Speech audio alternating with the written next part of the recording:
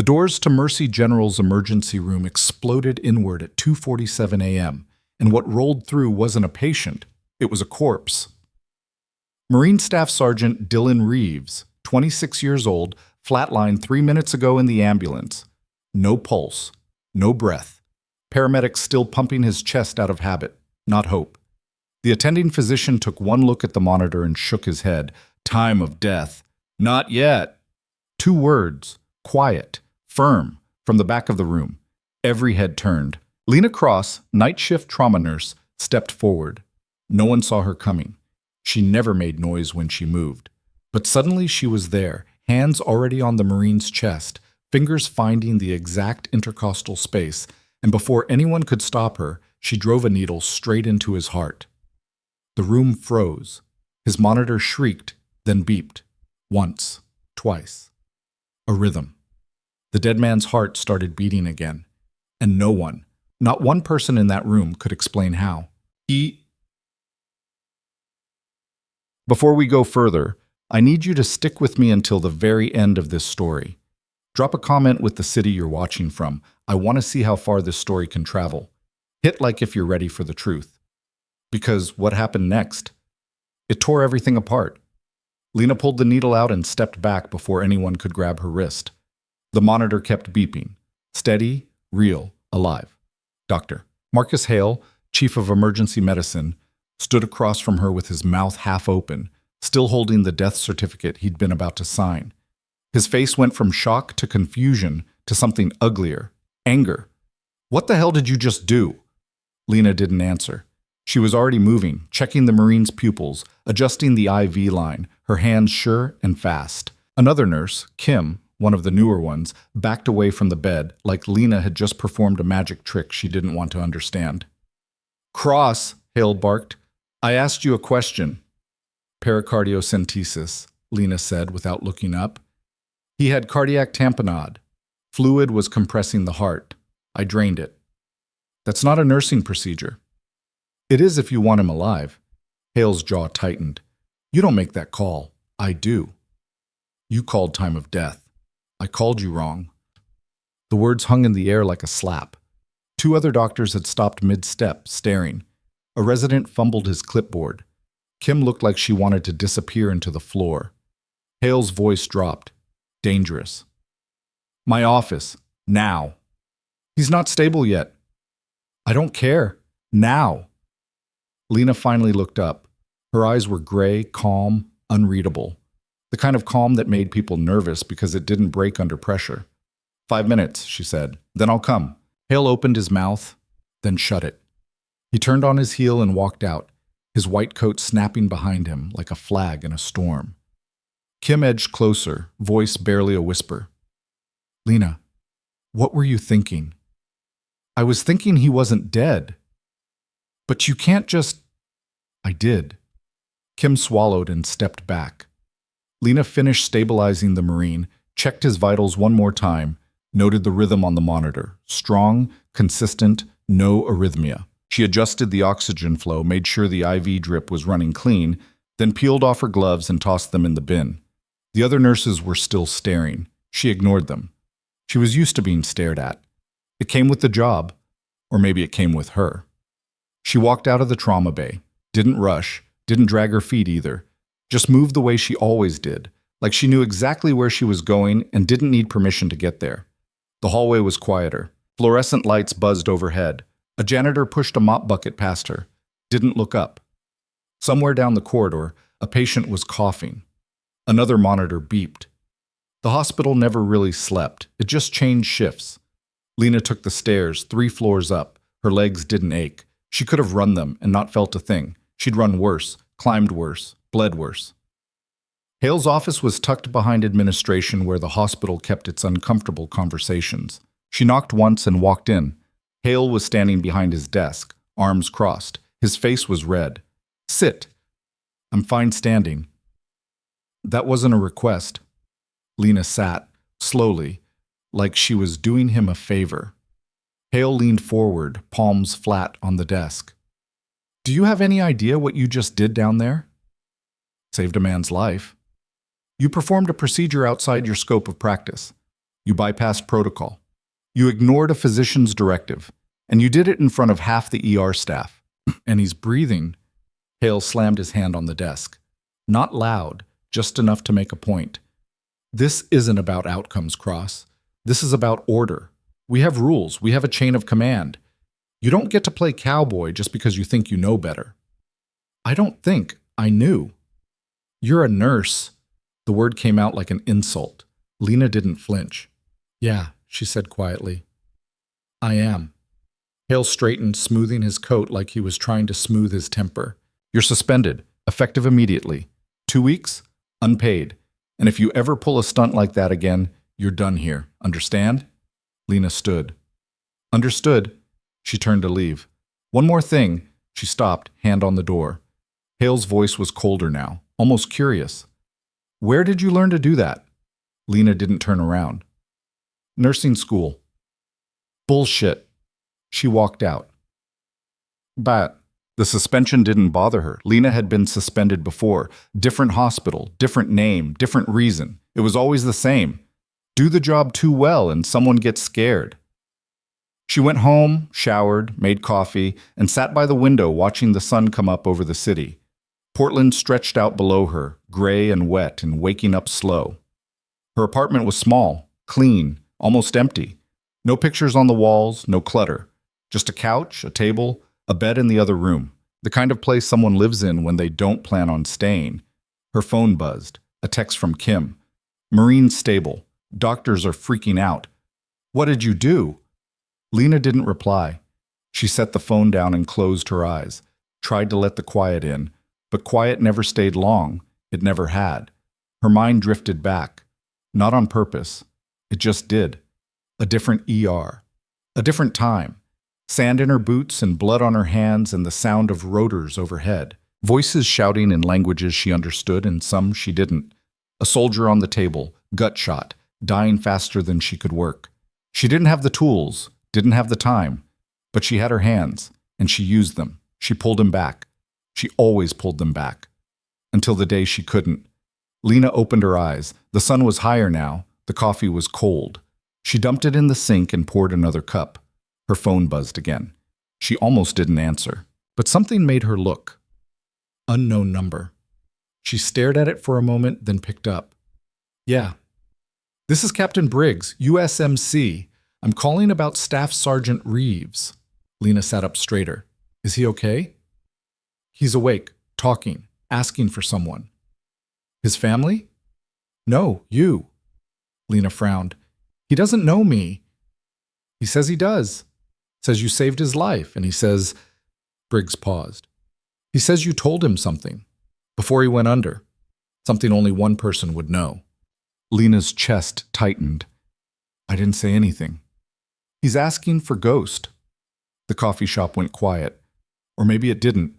Maybe it was just the blood rushing in Lena's ears. I don't know what he's talking about, she said. Yeah, Briggs said slowly. I bet you don't. The line went dead.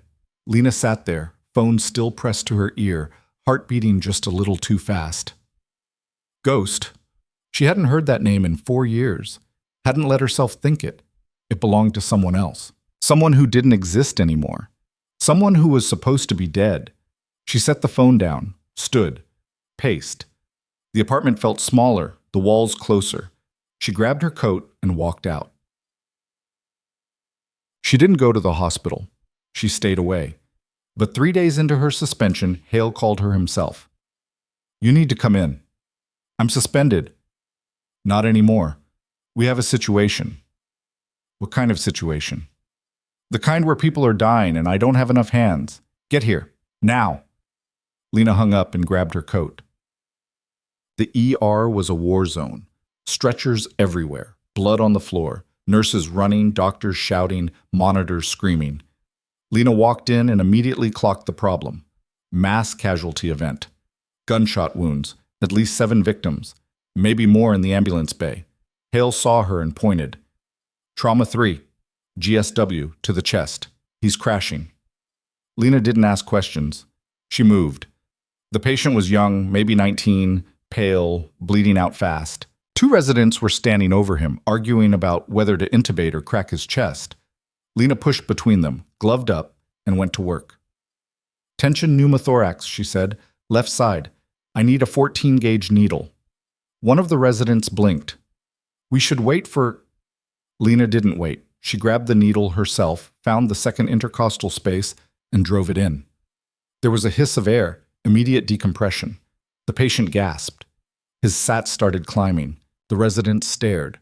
Lena pulled the needle, dressed the site, and moved to the next bed. This one was worse.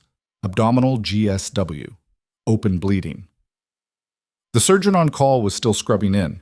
Lena assessed, packed the wound, started fluids, and kept the patient alive until the surgeon finally arrived. He took one look at what she'd done and nodded. No words. Just a nod. Then he took over. Lena moved again. Trauma 5, femoral artery bleed.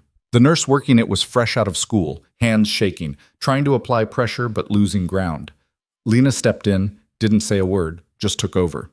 She clamped the artery, tied it off, and had the patient stable in under 2 minutes. The young nurse stared at her like she'd just witnessed a miracle. You okay? Lena asked. The nurse nodded, speechless. Good. Next one. For the next 3 hours, she was everywhere. Suturing, intubating, running codes, directing residents like a field commander. She didn't raise her voice, didn't need to. People just listened. The way soldiers listen when someone who knows what they're doing starts giving orders. By the time the last patient was stabilized, the ER was quieter, bloodier, exhausted. Nurses slumped against walls. Residents sat on the floor. Someone was crying in the break room. Lena didn't stop. She restocked the crash cart, checked inventory, made sure the trauma bays were ready for the next wave. Because there was always a next wave. Hale found her in the supply room, hands full of gauze and IV kits. Where the hell did you learn to do that? Lena didn't look up. I told you, nursing school. Cut the shit, Cross. I've been doing this for 20 years. I've never seen a nurse move like that. You weren't following protocol. You were running the room. Well, you needed someone to run it. Hale stepped closer. His voice dropped. Who are you? Lena met his eyes.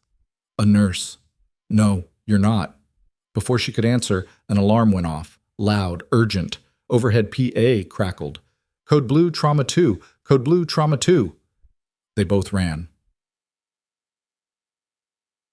Trauma 2 was chaos. The patient, a middle-aged man, GSW survivor from earlier, was seizing, hard, violent. His whole body convulsing, foam at his mouth, eyes rolled back. Give me 2 of lorazepam, one of the doctors shouted. Lena pushed through. Wait. Not now, Cross. It's not a seizure. Everyone stopped. Lena looked at the man's skin. Flushed, sweating, pupils blown wide, both of them. No reaction to light. She leaned closer, checked his breath. Faint, bitter, almond-like. Her stomach dropped. It's cyanide poisoning. The room went silent. That's impossible, Hale said. He was shot. There's no exposure. He was exposed, Lena cut in. The wound wasn't just a bullet. It was laced with something. A toxin. Military grade. How do you know that? Lena didn't answer. She grabbed a vial from the crash cart, hydroxycobalamin, and slammed it into the IV line. Push this, now! A nurse hesitated. Now! She pushed it. 10 seconds. 20. 30. The seizing stopped. The man's breathing steadied. His pupils constricted. Color started coming back to his face. Lena stepped back, breathing hard. Hale stared at her. What the hell is going on? Before she could answer, the ER doors burst open again, but this time it wasn't paramedics. It was soldiers, not hospital security, not police. Soldiers, 6 of them, full tactical gear, rifles slung low, boots hitting the tile like hammers, moving fast, moving like they owned the place. The lead one stopped in the middle of the ER, scanned the room, and his eyes locked on Lena. Lena Cross? She didn't move. He stepped forward. You're coming with us. Hale stepped between them. Who the hell are you? The soldier didn't look at him. Step aside, doctor. This is my ER. You don't just... The soldier finally turned his head, slow, cold. Step. Aside. Hale froze. Lena's voice cut through, calm, steady. It's fine. Hale turned to her. Lena, it's fine, she said again. The soldier gestured toward the door. Let's go. Lena walked. The entire ER watched in silence as she left with 6 armed soldiers. And in that silence, one of the Marines, the same one she'd saved days earlier, stood up from his bed in the corner. His face was pale, his hands were shaking, but he was standing. And when Lena passed him, he whispered one word. Ghost. She didn't stop. She didn't look back. But everyone heard it. Kim grabbed Hale's arm. What's happening? Hale didn't answer. He was watching Lena disappear through the doors, flanked by soldiers, and for the first time in his career, he had absolutely no idea what was going on in his own hospital. Outside, the soldiers led her to a black SUV. No lights, no markings. The kind of vehicle that doesn't exist on paper. Rain was starting to fall, cold, light, the kind that soaks through everything if you stand in it long enough. They didn't cuff her, didn't rough her up, just opened the door and waited. Lena climbed in. The door shut. The SUV pulled away. And inside the hospital, Hale stood frozen in the middle of the ER, staring at the empty space where Lena had been standing. One of the nurses finally spoke. Her voice was barely a whisper. Who was she? Hale didn't answer, because he didn't know. But he was starting to realize he never did. Matt. The SUV drove for 20 minutes. No one spoke. Lena sat in the back, hands in her lap, watching the city blur past. Portland's downtown gave way to industrial blocks, then warehouses, then nothing. Just empty lots and chain-link fences and the kind of buildings that used to make things before the economy moved on. She didn't ask where they were going. She already knew. They pulled into an underground parking garage beneath a building she didn't recognize. Concrete, unmarked, the kind of place that doesn't show up on maps. The soldiers got out first, then gestured for her to follow. She did. They took her to an elevator. It went down. Not up. The descent felt long. Lena counted the seconds. 43. That put them at least 4 levels below street grade, maybe 5. Deep enough that sound didn't carry, deep enough that screams wouldn't either. When the doors opened, she stepped into a corridor that looked nothing like a hospital and everything like a command center. Concrete walls, reinforced doors, armed guards at every corner, cameras in the ceiling. The air smelled like recycled ventilation and gun oil. The lead soldier stopped at a door marked Briefing A and knocked twice. A voice from inside. Enter! The door opened. Lena walked in. Sitting at the far end of a steel table was a man in a suit, late 50s, hard eyes, hands folded in front of him like he was waiting for a confession. There was a laptop open in front of him, screen angled away from her. 2 more soldiers stood at the back wall, rifles across their chests. Sit, he said. Lena sat. The man studied her for a long moment, then he spoke. Lena Cross, registered nurse. 3 years at Mercy General, clean record, quiet, competent, invisible. He leaned forward. Except you're not Lena Cross, are you? She didn't answer. He slid a file across the table. It landed in front of her. She didn't open it.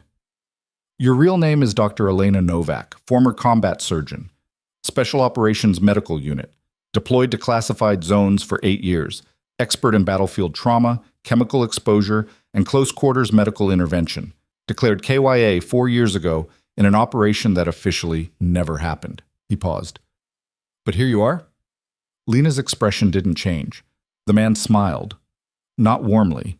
You've been hiding, playing nurse, staying small. But you couldn't help yourself, could you? The second someone flatlined, you had to step in. The second that toxin showed up, you knew exactly what it was. He leaned closer. Because you've seen it before. Lena's voice was quiet, cold. What do you want? The toxin that almost killed that man tonight? It's not random, it's not street level, it's military, and it's showing up in places it shouldn't be. So investigate it. We are. And every lead we follow ends the same way. He tapped the file. Dead. Or disappeared. Just like you. Lena's jaw tightened. The man stood, walked around the table, stopped behind her. She didn't turn. Your old commander, he said. Colonel James Mercer. Ring a bell? Her hands clenched under the table. The man noticed. He's alive, and he's the one behind this. Lena's voice came out flat, hard. Mercer's dead. I watched him die. Yeah, the man said. That's what he wanted you to think. He walked back to his side of the table, pulled out another photo, slid it across. Surveillance footage, grainy, recent. A man in civilian clothes walking through a warehouse. Older, grayer, but unmistakable. Lena stared at the image. It was him. Her breathing slowed, her vision tunneled. The room felt smaller, hotter. She could smell smoke, could hear the rotors, could see Mercer standing over a burning wreckage, hands in his pockets, watching the flames like it was nothing. He's been running a black site, the man said. Developing bioweapons, selling them, and anyone who gets close to exposing him, they end up poisoned, just like that man tonight. Lena looked up. Why are you telling me this? Because you're the only one who's ever survived his operations. The only one who knows how he thinks, how he moves. He leaned on the table. Help us find him, or more people die. Lena stood. I'm done with that life. No, the man said. You're not. You're just pretending to be. She turned toward the door. One more thing. She stopped. The Marine you saved, Staff Sergeant Reeves, he was exposed too. Same toxin. He's alive because of you. But there are others, and they're running out of time.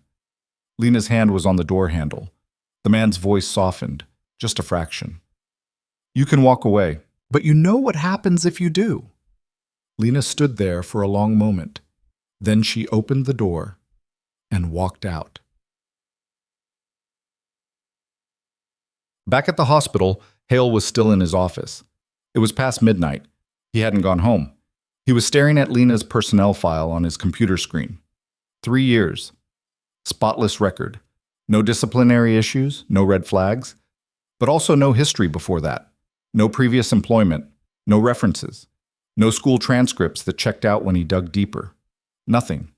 Like she'd appeared out of thin air. He picked up the phone and dialed HR. I need a background check, deep, on one of our nurses. Lena Cross. A pause. Sir, we already ran one when she was hired. It came back clean. Run it again. Sir, run it again. He hung up. Then his desk phone rang. He picked it up. Hale? A voice he didn't recognize, male, calm. Stop looking. Hale frowned. Who is this? The nurse you're investigating. She doesn't exist, and if you keep digging, neither will you. The line went dead. Hale sat there, staring at the phone. Then he shut his computer and decided he didn't want to know. Lena didn't go home. She went to a storage unit on the edge of the city. One she'd rented under a different name, paid cash. No trail. The facility was quiet. No security cameras that actually worked. No attendant at night. Just rows of metal doors and padlocks. She unlocked Unit 247 and pulled the door up. Inside was a single metal cabinet. Nothing else. She opened it and pulled out a black duffel bag. She unzipped it. Inside were things she hadn't touched in 4 years. Tactical medical kit, encrypted phone, false IDs, cash. And at the bottom, wrapped in cloth, a combat knife with a worn handle. Engraved on the blade, Ghost. She stared at it for a long time. Then she picked it up, felt the weight, the balance. It fit her hand like it always had. She set it down, zipped the bag, put it back, locked the cabinet, and walked out. But as she reached her car, her phone buzzed. Unknown number. She answered, a voice, distorted, mechanical. Hello, Elena. Her blood went cold. You thought you could hide. You thought you could be someone else. She didn't speak. But you can't outrun what you are. And you can't save them all. The line went dead. Lena stood there, heart pounding, rain starting to come down harder now. Then her phone buzzed again. A photo. The ER, tonight.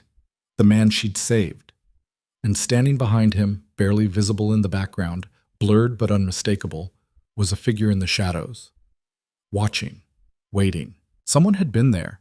Someone had been watching her the entire time. And now they knew. She was back. Lena stared at the photo, zoomed in. The figure was wearing a jacket, hood up, face obscured. But the stance was wrong, too still, too deliberate.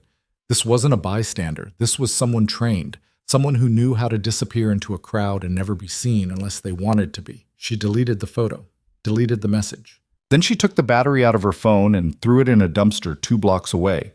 When she got back to her apartment, she didn't turn on the lights. She sat in the dark, back against the wall, watching the door. Her mind was moving fast now, calculating, planning. She'd left that world behind, buried it, built a new life on top of the old one like cement over a grave. But graves don't stay closed when someone starts digging, and Mercer was digging. He always did. She thought about the Marine, Reeves, the way he'd looked at her, the word he'd whispered. Ghost. He shouldn't have known that name. No one should. It had been scrubbed from every file, every record, every mission report. Officially, ghosts never existed.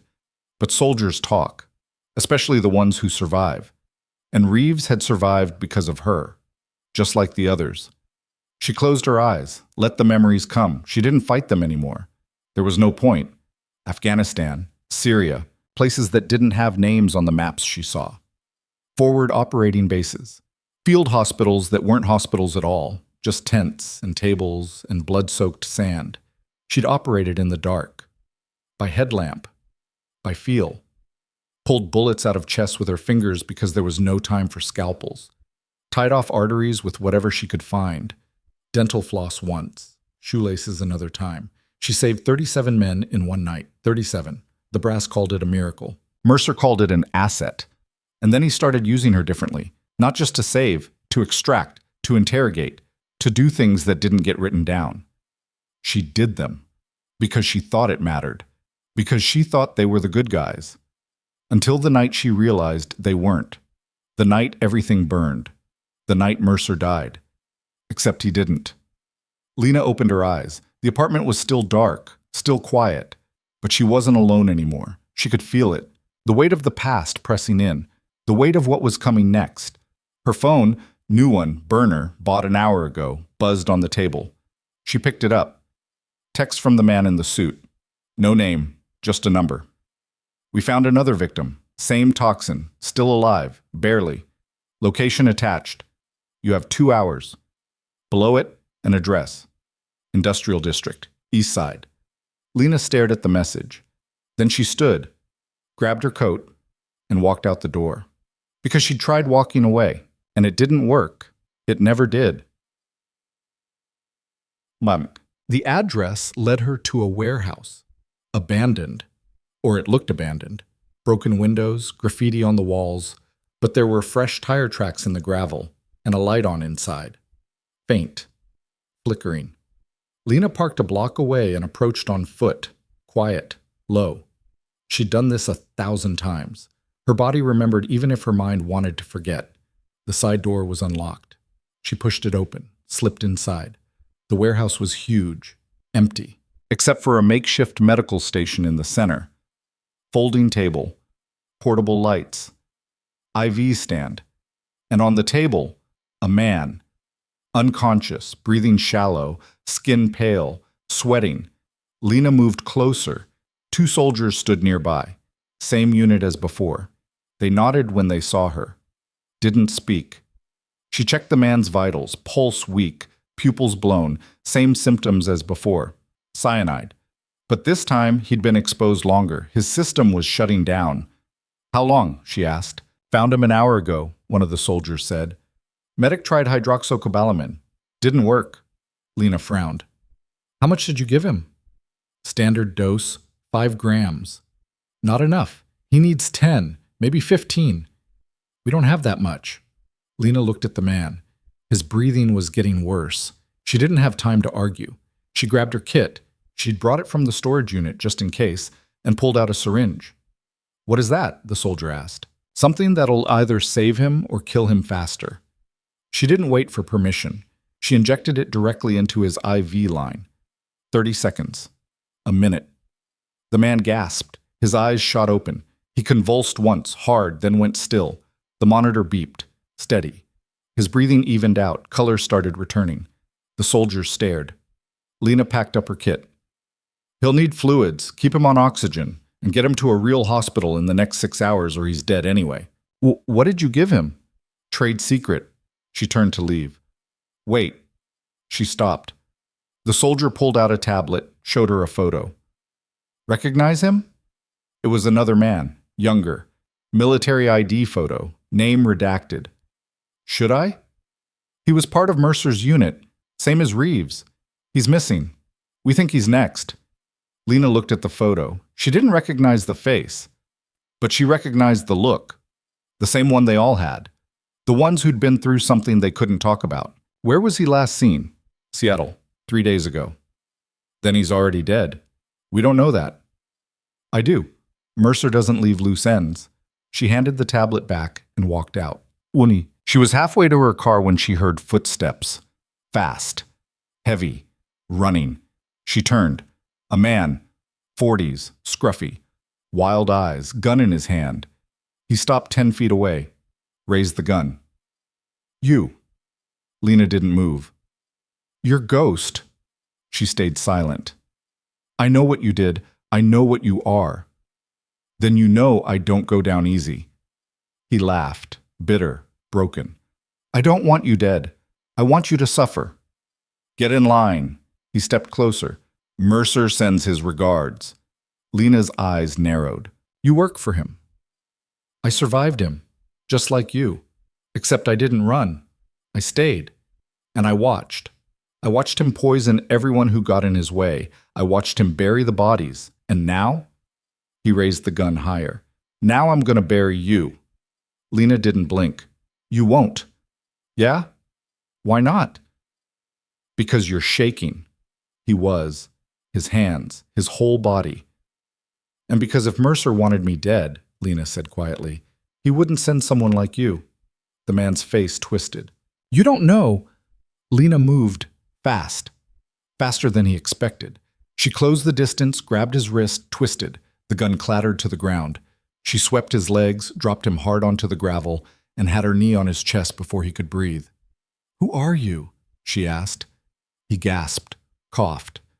Daniels. Sergeant Aaron Daniels. You were in Mercer's unit. Yeah. Why are you here? Because he's cleaning house. Everyone who knows what he did, everyone who was there. We're all targets. Then why come after me? Because you're the only one who can stop him. Lena stared down at him. I'm not stopping anyone. I'm done. You're never done. None of us are. She let him go. Stood. He sat up slowly, rubbing his chest. He's moving product, Daniel said. The toxin. He's selling it to the highest bidder. And tomorrow night, there's a meet. Big one. If you want to find him, that's where he'll be. Where? Old Naval Yard, North End, Pier 17. Lena looked at him. Why tell me? Because I'm already dead. But you're Ghost. You're the one who got away. And if anyone's got a shot at taking him down, it's you. He stood, walked away, disappeared into the dark. Lena stood there for a long time. Then she picked up the gun he'd dropped, checked it, loaded, safety off. She ejected the mag, pocketed it, and tossed the gun into a storm drain. Then she got in her car and drove. Not home. Not to the hospital. To the one place she swore she'd never go back to. The storage unit. She opened it, pulled out the duffel bag. This time, she didn't put it back. She took the knife, the IDs, the phone, the cash. And she took the gun she'd kept wrapped in the bottom. A Sig Sauer P226. Compact, reliable. The one she'd carried for 8 years. She checked the chamber, still loaded. She slung the bag over her shoulder and locked the unit. Tomorrow night, Mercer would be at Pier 17, and so would she. Because Daniels was right. She was never done. She just forgot for a while. But Ghost? Ghost never forgot. Ghost never forgot. And tomorrow night, she'd remind Mercer of that. But first, she needed information, real information, not the scraps Daniels had thrown at her like bait. She drove back into the city, took 3 different routes, doubled back twice, made sure no one was following. Old habits. They stuck like scar tissue. By the time she pulled into the underground lot beneath a nondescript office building downtown, it was almost 3 a.m. She killed the engine and sat there in the dark, listening. No footsteps, no engines, just the hum of ventilation and the distant drip of water somewhere in the concrete. She grabbed the duffel and got out. The elevator required a key card. She had one. Fake name, real access. She'd set it up 2 years ago, back when she still thought she might need an escape route. Turned out she did. The elevator took her to the 8th floor. The hallway was empty. Fluorescent lights buzzed overhead. At the end of the hall, a door marked Archive Services. She knocked 3 times, paused, knocked twice more. The door opened. A man stood there, late 60s, glasses, cardigan. He looked like someone's grandfather. He wasn't. "You're early," he said. "I'm in a hurry." He stepped aside. "You're always in a hurry." Lena walked in. The room was small, cramped, every surface covered with monitors, hard drives, and equipment that didn't have brand names. This was where information came to die, or get resurrected. The man closed the door and locked it. 3 deadbolts. "What do you need?" "Everything you have on Colonel James Mercer, current location, known associates, financial transactions, communication logs, all of it." The man sat down at his main terminal and started typing. "Mercer's a ghost himself, you know that." "I know he's alive, that's more than most people know." "Alive doesn't mean findable." "You found me." The man smiled, didn't look up. "You let me find you. Different thing." He pulled up a file, started scrolling. Last confirmed sighting was 6 months ago, Johannesburg. Surveillance footage from a private airport. After that, nothing. Nothing isn't nothing. Keep digging. The man kept typing. Faster now. There's chatter, dark web, encrypted channels. Someone matching his description has been moving product, bioweapons, nerve agents, toxins. The cyanide compound. Among other things, buyers include 3 militant groups, 2 private militaries, and 1 government I'm not allowed to name. Name it anyway. The man glanced at her. "You don't want to know." "I wouldn't ask if I didn't." He sighed, typed something. A flag appeared on the screen. Lena's stomach tightened. "He's selling to us?" "Not officially, but money moves in interesting ways when no one's watching." Lena turned away, stared at the wall. Her hands were shaking. She made them stop.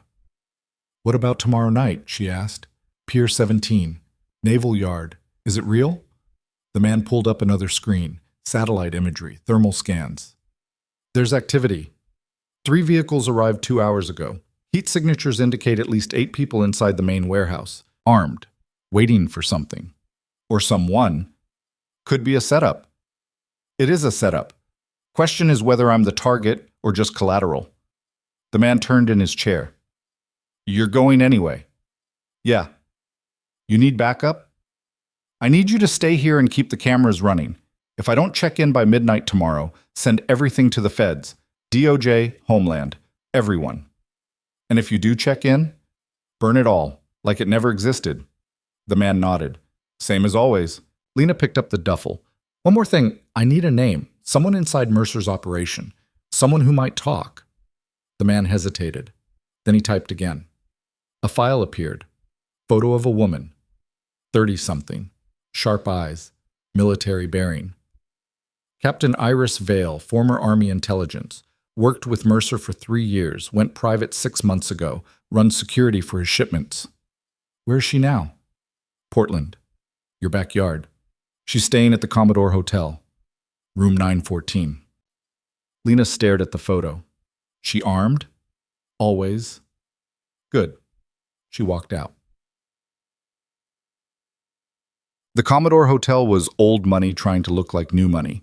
Marble lobby, too many mirrors. A pianist playing something slow and forgettable in the corner. Lena walked past the front desk like she belonged there. No one stopped her. The elevator took forever. 9th floor, down the hall, room 914. She knocked. No answer. She knocked again. The door opened. Not all the way. Just a crack. A chain still on. Iris Vale looked out. Her eyes flicked over Lena once, twice. Recognition. "You." "Me? How did you find me?" "Does it matter?" Iris didn't answer. She started to close the door. Lena put her hand on it. Not hard, just enough. "I need 5 minutes." "I don't have 5 minutes." "Then I'll make it 3. Iris stared at her. Then she unhooked the chain and stepped back. Lena walked in. The room was neat. Too neat. Tactical pack in the corner. Laptop on the desk. Gun on the nightstand. Iris didn't sit. Neither did Lena. "What do you want?" Iris asked. "Information." "About?" "Mercer." Iris laughed. Short, bitter. "You're insane." "Probably. But I'm also the only person who's walked away from him twice. So maybe insane works." Iris crossed her arms. "I don't know where he is." "I didn't ask where he is. I asked about tomorrow night. Pier 17. Iris's face didn't change, but her posture did. Just a fraction. Tighter. "I don't know what you're talking about." "You're a bad liar. And you're a dead woman if you go there." "Then it's real." Iris turned away, walked to the window, looked out at the city. "You should leave."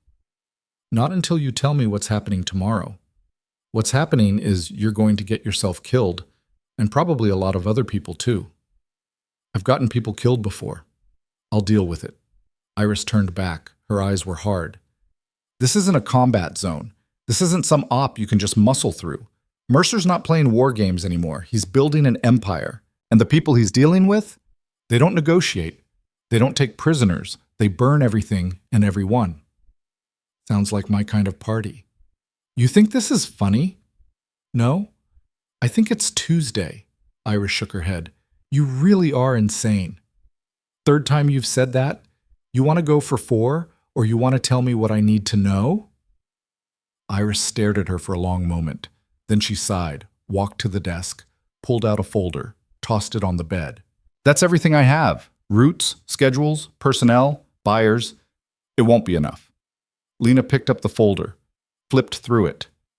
Shipping manifests, names she didn't recognize, codes she couldn't crack. But it was something. "Why give me this?" Iris looked at her. "Because I'm done. I signed up to protect supply lines, not sell poison to terrorists. And because if anyone's got a shot at stopping him, it's you.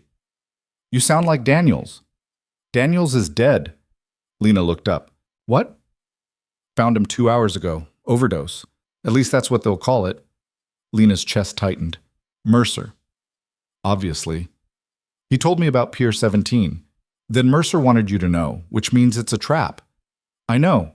And you're still going." "Yeah." Iris walked to the door, opened it. "Then you're on your own." Lena walked out, stopped in the hallway, turned back. "One more thing. The buyers tomorrow night. Who are they?" Iris hesitated. "You really want to know?" "I wouldn't ask." "Consortium, international, no name, no face, just money. Lots of it. They're not buying one shipment. They're buying the recipe, the formula, everything Mercer's developed. Once they have it, they can make it anywhere, sell it to anyone." "How much are we talking?" $50 million, cash." Lena didn't blink. "That's a lot of poison. That's a lot of death." Iris closed the door. Yeah. Lena went back to her apartment. She had 18 hours until the meet. She needed rest, needed to think. But sleep didn't come. She sat on the couch, folder open in her lap, reading everything Iris had given her. The shipment was scheduled to arrive at Pier 17 at 11 p.m. 3 trucks. Mercer would be there personally. So would the buyers. The exchange would happen inside the main warehouse, security outside, at least 12 armed guards. Maybe more. It was a fortress, and she was walking in alone. Her phone buzzed. The burner. Unknown number. She answered. A voice. Familiar. The man in the suit from the underground facility. "We heard about Daniels." "So did I." "You're still going tomorrow?" "Yeah." "We can't help you. Officially." "I'm not asking for help." "But unofficially, there's a team standing by. Say the word, and they're yours." Lena closed her eyes. "No. You're going to die." "Maybe." "Then why go?" "Because someone has to."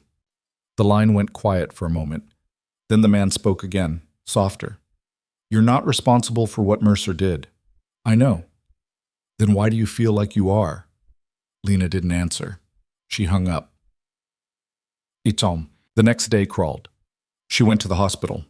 Not to work. just to see.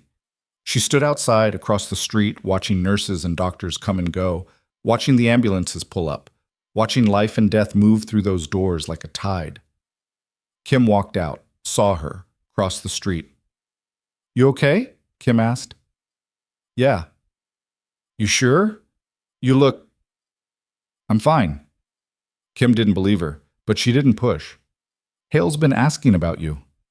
"What'd you tell him?" "Nothing, because I don't know anything." Lena almost smiled. "Smart. He's worried. So am I." "Don't be." Kim looked at her, really looked. "You're leaving, aren't you?" Lena didn't answer. "Where?" "Doesn't matter." "Lena, take care of yourself, Kim." Lena walked away. By the time the sun set, she was ready. Duffel packed, gun loaded, knife strapped to her thigh. She dressed in black. Tactical pants, boots, a jacket that hid the holster. She looked in the mirror, saw someone she used to be. Ghost. She left the apartment, didn't lock the door. If she didn't come back, it wouldn't matter. Pier 17 was on the north end of the old naval yard, past the rusted cranes and the stacks of shipping containers that hadn't moved in a decade. The whole place smelled like salt and oil and rot. Lena parked a quarter-mile out and walked the rest of the way. Quiet. Low. Staying in the shadows. She reached the perimeter at 10:30. The main warehouse was lit up inside. She could see movement through the windows. Guards outside. 4 at the front entrance, 2 more on the east side. Another walking the perimeter. She counted 12 total. Same as the file. She circled around to the west side, fewer lights, a service door. Locked, but old. She pulled a pick set from her pocket and worked the lock. 30 seconds. Click. She slipped inside. The warehouse was massive, high ceilings, metal beams, stacks of crates and pallets, and in the center, an open space. 3 trucks parked in a line, men in suits standing near them, and at the far end, a table. Cases stacked on top. Silver, metal. The kind that held things you didn't want to drop. And standing beside the table, hands in his pockets, looking like he owned the world, was Colonel James Mercer. He looked older, grayer, but the same. Same posture, same cold eyes, same smile that never reached them. Lena moved closer, staying behind the crates, staying hidden. Mercer was talking to one of the buyers, a man in an expensive coat, European accent. Lena couldn't hear the words, but she didn't need to. The body language said enough. Deal almost done. Money about to change hands. She checked her watch, 10:55. 5 minutes until the exchange. She pulled the gun, checked the chamber, flicked the safety off. Then a voice behind her, quiet, familiar. "I knew you'd come." Lena froze. She turned slowly. Iris Vale stood there, gun raised, pointed at Lena's chest. "I'm sorry," Iris said, "but I can't let you do this." Lena stared at her. "You sold me out. I gave you a chance to walk away. You didn't take it. So this is what? Your way of saving me? No, this is my way of staying alive." Mercer's voice cut through the warehouse, loud, clear. "Bring her out." Iris gestured with the gun. "Walk." Lena walked. Out from behind the crates, into the open space. Every eye in the warehouse turned to her. The guards raised their rifles, the buyers stepped back. And Mercer smiled. "Ghost," he said. "It's been a long time." Lena didn't answer. Mercer walked toward her, slow, hands still in his pockets. "You look good. Civilian life suits you. Or it did anyway." "You're supposed to be dead." "So are you. Funny how that works." He stopped a few feet away, looked her over. "I have to admit I didn't think you'd actually show up. I thought you'd be smarter than that. I'm full of surprises." "Clearly." He gestured to Iris. "Thank you, Captain. You can lower your weapon." Iris hesitated, then she did. Mercer turned back to Lena. "You know, I've thought about you a lot over the years. Wondered what happened to you, where you went, what you were doing." He tilted his head. "Playing nurse. I have to say, I didn't see that coming." "I'm not playing." "No, I suppose you're not. You were always good at saving people, even when they didn't deserve it." Like you? Mercer's smile faded, just a little. I never needed saving. You needed a bullet. I should have given you one. But you didn't. Because deep down you still thought we were the good guys, that what we were doing mattered. It didn't. No, it didn't. But you figured that out too late. He walked back to the table, picked up one of the cases, opened it. Inside rows of vials, clear liquid. Lena knew what it was. This, Mercer said, is progress, evolution, the next step in warfare. No bombs, no bullets. Just this. Silent. Invisible. Perfect. It's murder. It's efficiency. You're selling it to terrorists. I'm selling it to the highest bidder. What they do with it isn't my problem. It will be when people start dying. People are always dying, Ghost. The only difference is who profits from it. He closed the case, set it down. You could have been part of this. You were the best field surgeon I ever had, the best operator, but you walked away. I didn't walk. I crawled. Semantics. You left me to die. Mercer's expression didn't change. You were a liability, a loose end. I don't keep loose ends. Except here I am. Here you are. He nodded to the guards, which is why this time I'm tying it off myself. The guards raised their rifles. Lena didn't move. Mercer stepped closer. Any last words? Lena looked him in the eye. Yeah, you missed one. His brow furrowed. What? Daniels, you killed him. But before he died, he talked. To me, to others. And everything he said? It's already out there. Every deal, every buyer, every shipment. It's all documented, logged, sent to people who actually give a damn. Mercer's face tightened. You're bluffing. Am I? For the first time, doubt flickered in his eyes. Then the lights went out. Complete darkness. Gunfire erupted. Lena dropped, rolled, came up behind a crate. Return fire lit up the warehouse like lightning. She couldn't see who was shooting at who. Didn't matter. She moved, fast, low, toward the table. More gunfire, shouting. Someone screamed. She heard Mercer's voice barking orders. Heard Iris yelling something. Then an explosion. Not big. Flash bang. The guards scattered. Lena reached the table, grabbed one of the cases. Heavy. She slung it over her shoulder and ran. A guard appeared in front of her. She didn't slow down.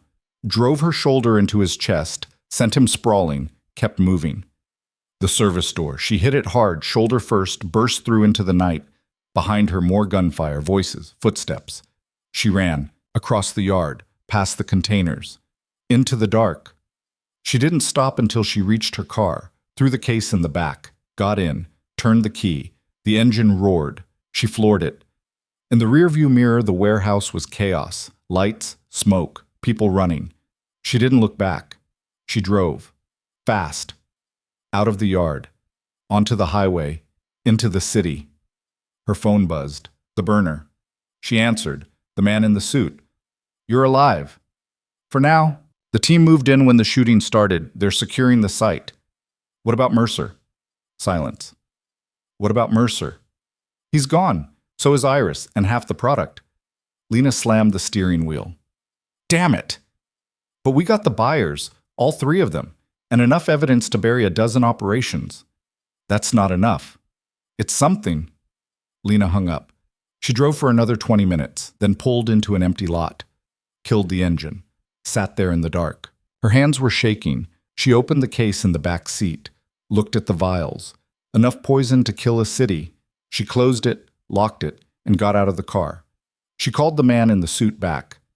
I have one of the cases. Tell me where to bring it. There's a facility outside the city. I'll send you the coordinates. Send them. She hung up. Then her phone buzzed again. Different number. She answered. Mercer's voice. You took something of mine. Lena's blood went cold. How did you get this number? I have all your numbers, Ghost. All your names. All your faces. You can run. You can hide. But I'll always find you. Then come find me. Oh, I will. But first, I'm going to finish what I started. And this time, you won't be able to save anyone. The line went dead. Lena stood there, staring at the phone. Then it buzzed one more time. A photo. The hospital, Mercy General, and standing in the parking lot, barely visible in the shadows, was a figure she recognized. Iris, with a rifle, aimed at the ER entrance. Lena was already running before she put the phone down. Back to the car, engine screaming to life, tires burning rubber as she tore out of the lot. The hospital was 20 minutes away. She had less. She dialed Kim, straight to voicemail, tried Hale, same. She threw the phone onto the passenger seat and pushed the accelerator to the floor. The city blurred past. Red lights didn't matter. Traffic didn't matter. The only thing that mattered was getting there before Iris pulled that trigger. Her mind raced faster than the car. Mercer wasn't just threatening her. He was threatening everyone she'd tried to save, everyone she'd kept at arm's length to protect. The hospital was full of people who didn't know her real name, didn't know what she'd done, didn't know that just by working next to her, they'd become targets. She took a corner too fast. The car fishtailed. She corrected, kept going. 12 minutes. Her phone buzzed. She grabbed it without slowing down. Text from an unknown number, just 2 words. Too late. Then another photo. Closer now. Iris walking toward the ER entrance, rifle concealed under a long coat. Nobody stopping her. Nobody noticing. Lena's hands tightened on the wheel until her knuckles went white. She wasn't too late. She couldn't be. She reached the hospital in 9 minutes, parked sideways across 2 spaces and ran. The main entrance was chaos. People everywhere. Visiting hours just ending, families leaving, staff changing shifts, perfect cover. Lena scanned faces as she moved. Didn't see Iris, didn't see anyone who looked wrong, but wrong didn't always look like something. Sometimes it looked like nothing at all. She pushed through the doors into the ER. Kim was at the nurse's station, head down, filling out charts. Lena grabbed her arm. Kim jumped. Jesus. Lena, what are you?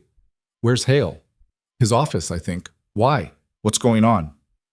Lock down the ER, now. What? Do it. Active shooter protocol. Lock the doors, get everyone away from the windows. Kim's face went pale. Are you serious? Do I look like I'm joking? Kim didn't answer. She hit the panic button under the desk. Alarms started blaring. Overhead lights switched to red. Automatic locks engaged on every door. Staff started moving. Fast. Patients wheeled into interior rooms, nurses pulling curtains, doctors barking orders. It was controlled chaos, but it was chaos. Lena moved toward the back hallway, pulled her gun, kept it low. Kim grabbed her shoulder. Lena, what the hell is happening? Someone's coming, someone dangerous, and they're here for me. Then call the police. There's no time. Lena pulled free and kept moving. She checked every corner, every doorway, the morgue entrance, the supply closets, the stairwells. Nothing. Then she heard it. Gunfire, single shot, suppressed, from the West Wing. She ran. The West Wing was older, quieter, long-term care, fewer people. Lena hit the corridor at full speed and saw her. Iris, 50 feet away. Rifle up, aiming at a door. Lena raised her gun. Vale! Iris turned. Fast. Rifle swinging toward Lena. Lena dove left. Iris fired. The bullet punched through the wall where Lena's head had been half a second earlier. Lena came up shooting. 3 rounds. Center mass. Iris dropped behind a medication cart. Return fire. Lena rolled behind a corner, breathing hard. You don't have to do this, Lena shouted. Yeah, I do, Iris shouted back. He's using you. He's paying me. Another shot. Closer. Lena flinched. How much is your soul worth? Lena yelled. More than yours. Lena leaned out. Fired twice. Iris moved. Fast. Combat trained. She wasn't some hired thug. She was a soldier. And she was good. Too good. Iris advanced, firing as she moved, suppressing fire. Professional. Lena couldn't get a clean shot. She retreated down the hallway. Iris followed. They were heading toward the ICU. Lena's mind raced. Patients in those rooms, sedated, helpless. If the shooting continued, someone was going to die. She had to end this, now. She stopped running, turned, stood in the middle of the hallway. Iris came around the corner, saw her, raised the rifle. Lena didn't move. Do it, Lena said. Iris hesitated. What are you waiting for? Lena asked. You said you had to, so do it. Iris's finger tightened on the trigger, but she didn't fire. You can't, Lena said quietly, because you're not like him. Not yet. Shut up. You still think you're one of the good guys. That's why you gave me the file. That's why you're hesitating now. I said shut up. Mercer doesn't hesitate. He doesn't think. He just kills. And if you pull that trigger, you're just like him. Iris's hands shook. Lena took a step forward. Put it down. Stay back. Another step. Put it down, Iris. I'll shoot. No, you won't. Lena was 5 feet away now, close enough to see the sweat on Iris's face, the doubt in her eyes. Then a voice behind them, cold, familiar. She won't, but I will. Lena turned. Mercer stood at the end of the hallway, gun in his hand, pointed at Lena's chest. Hello again, Ghost. Chad. Lena didn't move, didn't lower her weapon. Mercer didn't either. You're persistent, Mercer said. I'll give you that. You taught me well. I did, which is why I know exactly how this ends. Yeah? How's that? With you dead, and me gone, same as last time. Last time you left me in a burning building. And yet here you are. Clearly I didn't do it right. Iris still had her rifle up. She was looking between them, confused, torn. Mercer didn't look at her. Captain Vale, lower your weapon. Iris hesitated. Now. She lowered it. Mercer smiled. Good. Now step aside. Iris didn't move. I said step aside. Why are you here? Iris asked. To finish what should have been finished 4 years ago. You said this was about the product, about the deal. The deal's done. This is cleanup. Iris's face hardened. You used me. Of course I did. You're useful, but usefulness has a shelf life. He raised the gun. Not at Lena. At Iris. He fired. The shot echoed like thunder. Iris went down hard, blood spreading across her chest. Lena moved without thinking, fired 3 times. Mercer ducked back around the corner. Lena ran to Iris, dropped beside her. Iris was gasping, choking, lung shot, maybe heart. Bad either way. Stay with me, Lena said. Iris grabbed her wrist. He's not alone. What? Others in the building. Her grip weakened. Lena pressed her hands over the wound. Blood poured through her fingers. Too much. Too fast. Don't you die on me, Vale. Iris coughed, smiled, bloody teeth. Guess we're even. Her eyes went still. Lena checked for a pulse. Nothing. She closed Iris's eyes, stood, looked down the hallway where Mercer had been. Gone. But Iris's last words echoed. Others. In the building. Lena ran. She hit the stairwell. Went up. Not down. Mercer would expect down. Everyone always went down. 3rd floor, pediatrics. She slowed, listened. Footsteps above her. Heavy. Fast. At least 2 people. She kept climbing. 4th floor. The door burst open. A man in tactical gear came through. Saw Lena. Raised his weapon. Lena fired first. 2 shots. Head and chest. He dropped. She kept moving. 5th floor. Another one. This one smarter. Waited until she was on the landing. Came from behind.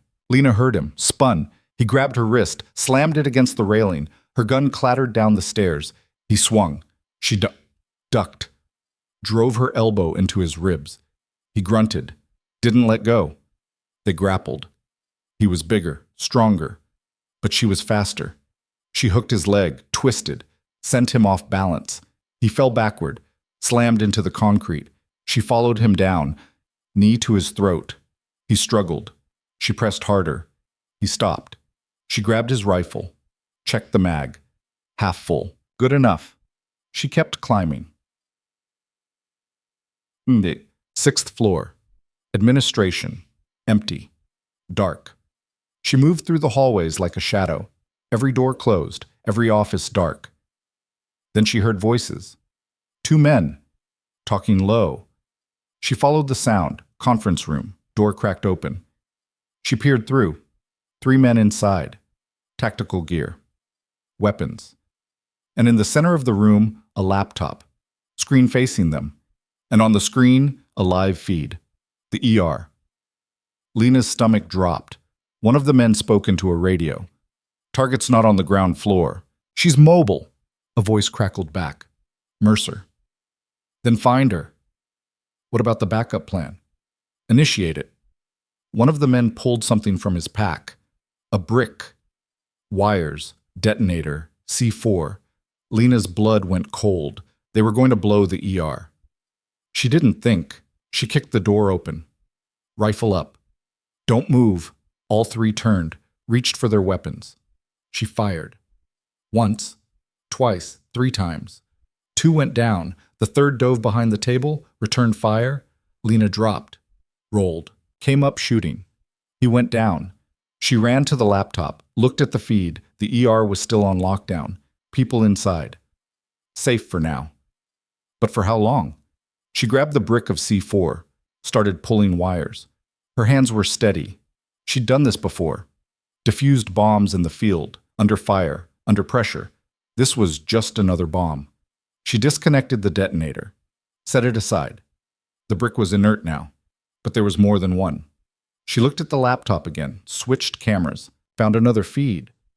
Basement, boiler room, another man, another brick.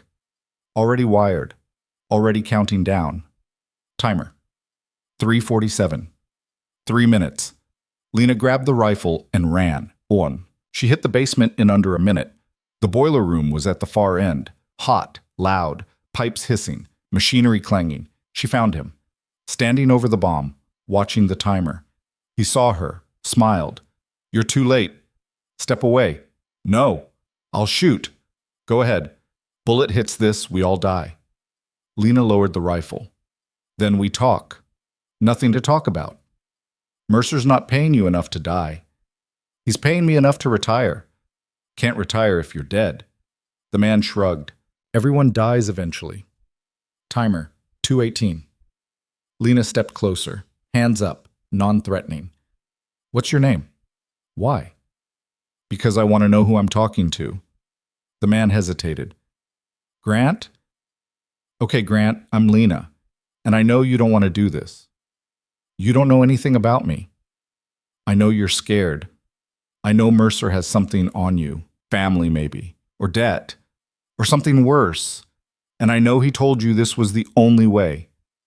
Grant's jaw tightened. But it's not, Lena said. There's always another way. Not for me. Yes, for you. Timer, 1:34. You were military, Lena said. I can tell. The way you stand, the way you move. You took an oath to protect, not to kill innocent people. Oaths don't pay bills. No, but they keep you human. Grant looked at her, really looked. You don't get it. I'm already dead. He'll kill me if I don't do this. Then let me help you. You can't. I can, but you have to trust me. Timer, 1 minute, 2 seconds. Grant's hand hovered over the detonator. Lena could see the conflict in his eyes. The fear, the doubt. She took another step. Please. His hand moved, away from the detonator. Lena moved fast, grabbed his wrist, pulled him back, dropped to her knees in front of the bomb. Timer, 00:47. She worked fast, hand steady, breathing controlled, red wire, blue wire, yellow wire, standard configuration. She'd seen it 100 times. Cut the red. Timer kept counting. Not red. Blue. Timer, 00:31. She cut the blue. Timer stopped. 00:29. She exhaled. Grant slumped against the wall. You're insane. So I've been told. Lena stood, looked at him. Where's Mercer? I don't know. Don't lie to me. Not after what I just did. Grant looked away. Roof. He's got a helicopter waiting. How long? It's already there. Lena grabbed the rifle and ran. The roof access was locked. She shot the lock, kicked the door open. Cold air hit her like a wall. The helicopter was already spinning up. rotors cutting the night air, and standing beside it, one foot on the skid, was Mercer. He saw her, smiled, waved. Lena raised the rifle. Mercer climbed in. She fired. The bullet hit the fuselage, sparked, didn't penetrate. The helicopter lifted. Lena ran toward it, firing as she went, bullets ricocheting off the metal. The helicopter rose higher. 10 feet, 20. She stopped, out of ammo, out of time. Mercer leaned out, looked down at her, shouted something she couldn't hear over the rotors. Then he was gone. The helicopter banked hard, disappeared into the night. Lena stood there, breathing hard, hands shaking. He got away. Again. The next hour was a blur. Federal agents flooded the hospital, police, SWAT, everyone asking questions, everyone wanting answers. Lena gave them nothing. She sat in an empty room on the second floor, door closed, waiting. The man in the suit showed up eventually, sat across from her. "You stopped the bombs." "Yeah." "Saved a lot of people." "Not enough." "Mercer got away." "I know." The man leaned forward. "We found the rest of his team, 8 total, all dead or in custody. The buyers are talking. The shipment's been seized. We've got enough to dismantle his entire network." "But not him." "No, not him." Lena looked at the floor. "So what now?" "Now you disappear again. New name, new city, new life." "I'm tired of running." "Then don't. Stay. Fight. Help us finish this." Lena looked up. "How?" "Work with us. Officially. You know how he thinks. You know how he operates. We need that." "I'm not a soldier anymore." "You never stopped being one." Lena didn't answer. The man stood. "Think about it. We'll be in touch." He left. Lena sat there alone for a long time. Then the door opened. Hale walked in, closed the door, sat down. "You want to tell me what the hell just happened?" "No." "Too bad. I'm asking anyway." Lena sighed. "Someone from my past tried to kill a lot of people. I stopped them." "Someone from your past, that's all I get? That's all you need?" Hale leaned back. "You're not a nurse, are you?" "I am now." "But you weren't always." "No." "What were you?" Lena met his eyes. "Someone who saved people, just in a different way." Hale studied her. "You're staying, right? At the hospital?" "I don't know." "You should. We need you. You need someone who doesn't bring war zones to your doorstep." "I need someone who knows what they're doing, and you do." Lena looked away. "I'll think about it." Hale stood. "Don't think too long. People like you don't come around often." He left. Lena sat there, alone again. Her phone buzzed. Unknown number. She almost didn't answer, but she did. Mercer's voice. "Impressive work tonight." Lena's hand tightened on the phone. "Where are you?" "Far enough away that you can't touch me. Close enough that I can still touch you." "You failed." "Did I?" "I got away. You didn't stop me, and I still have half the product. We'll find it. Maybe, but by then, it'll be too late." "Too late for what?" "You'll see. Oh, you can't run forever." "I'm not running. I'm planning, and when I'm ready, I'll come for you. Not with bombs, not with guns, with something worse. Threats don't scare me. This isn't a threat. It's a promise." The line went dead. Lena sat there, staring at the phone. Then it buzzed again. A text. No words. Just a photo. A school. Elementary. Kids on the playground. And in the corner of the photo, barely visible, a timestamp. Today. 3 hours ago. Lena's blood turned to ice. Another text came through. "You can't save them all, but you'll die trying." The phone slipped from her hand. She stood, walked to the window, looked out at the city. Somewhere out there, Mercer was planning his next move. And this time, it wasn't about her. It was about everyone she couldn't protect. She picked up the phone, dialed the man in the suit. He answered on the first ring. "I'm in," Lena said. "Good. We start tomorrow." "No, we start now." She hung up, walked out of the room, down the hallway. out of the hospital, into the night. Mercer thought he could break her by threatening innocence. But he forgot one thing. Breaking her just made her sharper, and sharp things cut deep. She got in her car, started the engine, and drove into the dark. Not running, hunting. Not running, hunting. The drive took her out of the city, past the suburbs, past the last gas station that stayed open past midnight, into the kind of nowhere that only existed on old maps and in the memories of people who'd tried to forget it. She'd called the man in the suit before she left, told him what she needed. He didn't ask questions, just gave her coordinates and said a team would meet her there in 2 hours. She made it in 90 minutes.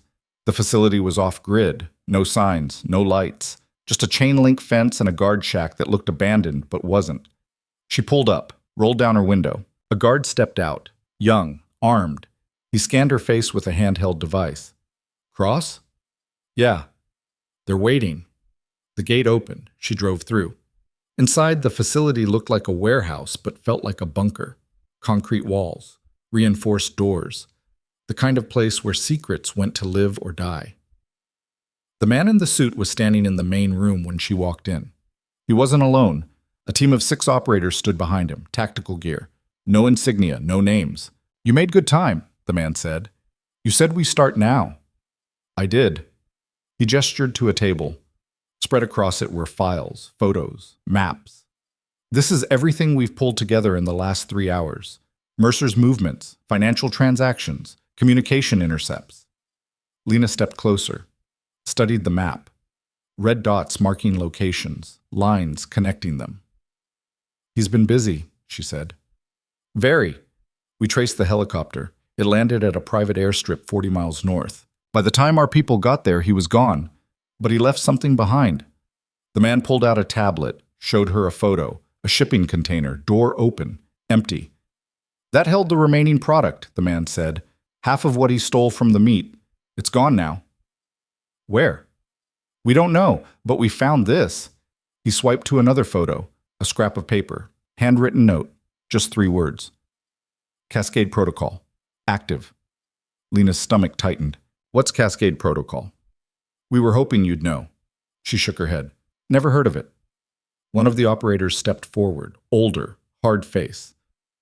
It was mentioned in one of Mercer's encrypted messages 3 weeks ago. No context, no details, just those 2 words. And now it's active, Lena said. Apparently. She looked at the map again, the red dots, the lines. Then she saw it. A pattern. Not random. Deliberate. They're all schools, she said. The room went quiet. What? The man asked. Lena pointed.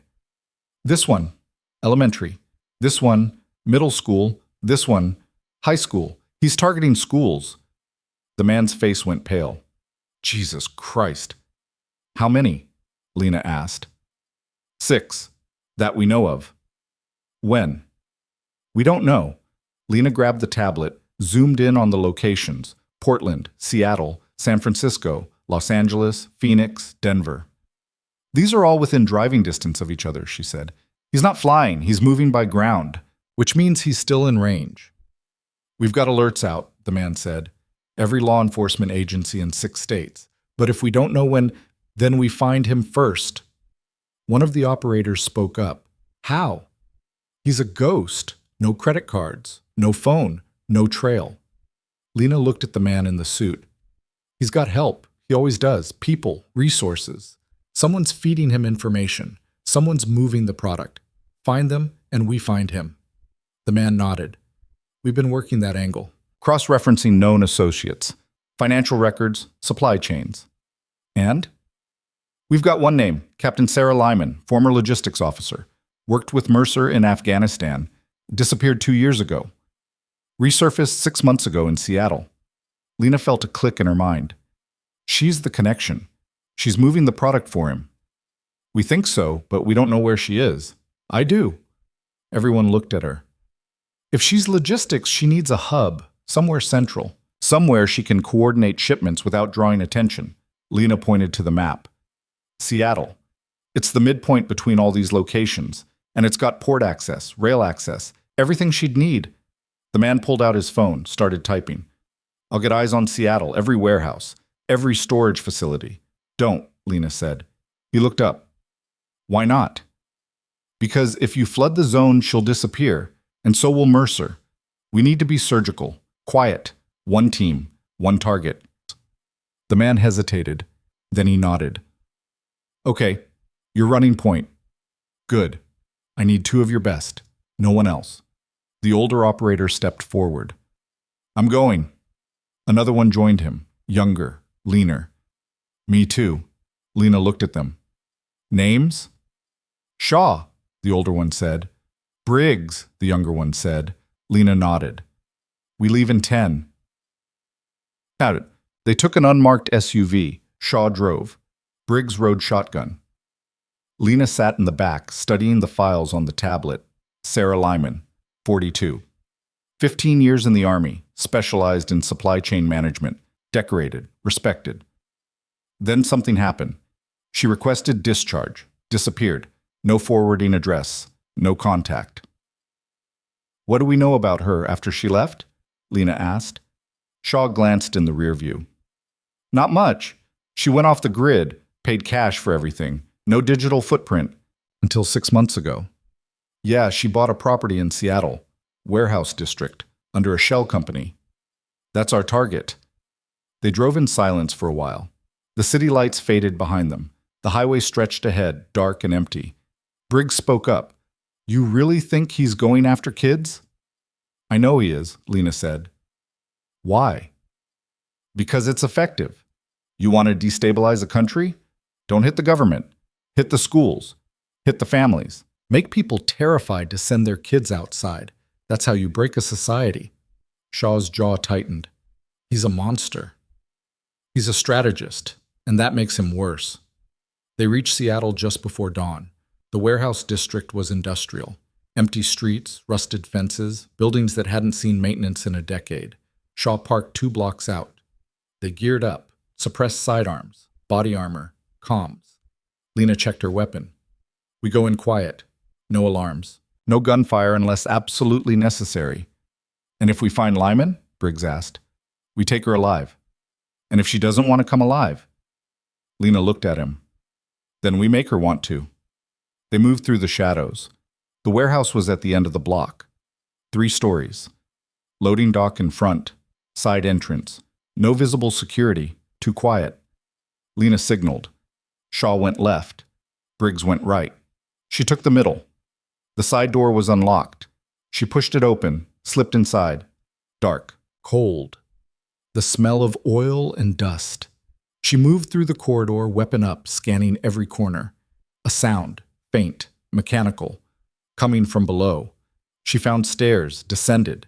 The basement was massive, and it wasn't empty. Rows of crates, stacked floor to ceiling. She moved closer, opened one. Vials, hundreds of them. The same clear liquid she'd seen at Pier 17. She keyed her comms.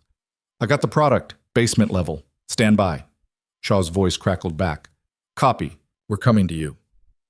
Then another voice, behind her. You're persistent. I'll give you that. Lena spun. Sarah Lyman stood at the far end of the room, gun drawn, pointed at Lena. Captain Lyman, Lena said. Dr. Novak, Sarah replied, or should I call you Ghost? Call me whatever you want. Just put the gun down. Can't do that. Why not? Because Mercer told me you'd come. And he told me what to do when you did. Lena kept her weapon trained. You don't have to do this. Actually, I do.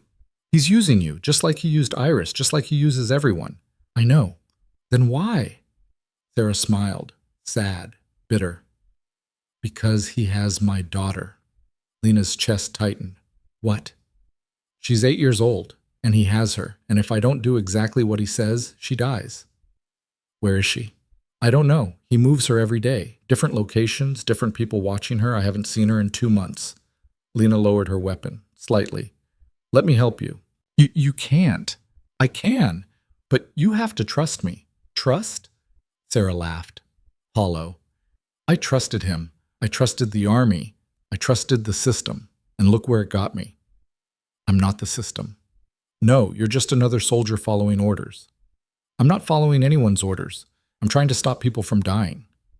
People are always dying. That's the whole point. Not this time. Sarah's hand shook, just a fraction. He said you'd say that. What else did he say? That if you showed up, I should detonate the charges. Lena's blood went cold. What charges? Sarah gestured with her free hand. The walls, the ceiling. This whole place is rigged. Enough C4 to level the block. Then let's walk out together. You, me, your daughter. We'll find her. You can't promise that. No. But I can try, and that's more than Mercer's giving you. Sarah's eyes filled with tears. I can't risk it. You're already risking it. Every second you stand here, you're gambling with her life. At least this way, she has a chance. What chance? You really think he'll let her go? Even if you kill me? Even if you blow this place? He'll kill her anyway. Because that's what he does. He ties up loose ends. Sarah's face crumpled. I don't have a choice. Yes, you do. Right now. You choose. The gun wavered. Then Shaw's voice came through the comms. Lena, we've got movement outside. 3 vehicles. Armed personnel. We need to extract now. Lena didn't break eye contact with Sarah. We're out of time. You coming or not? Sarah looked at the gun in her hand. Then at Lena. She lowered it. Okay. They moved fast. Shaw and Briggs covered the exits. Lena grabbed Sarah, pulled her toward the stairs. The detonator, Lena said. Where is it? Sarah pulled it from her pocket. Dead man's switch. If she let go, everything blew. Give it to me, Lena said. I can't. If I release it, I know. That's why you're going to hold it until we're clear. Then we disarm it. They reached the ground floor. Shaw was at the window. 6 hostiles, moving in formation. They know we're here. Back exit? Lena asked. Blocked. Then we go through them. Briggs looked at her. That's suicide. No, that's Tuesday. She grabbed Shaw's rifle, checked the mag. Full. Stay with Lyman. Get her to the vehicle. I'll cover. You can't take 6 alone, Shaw said. I'm not taking them. I'm distracting them. Before anyone could argue, she kicked open the front door and started firing. Controlled bursts, suppressing fire.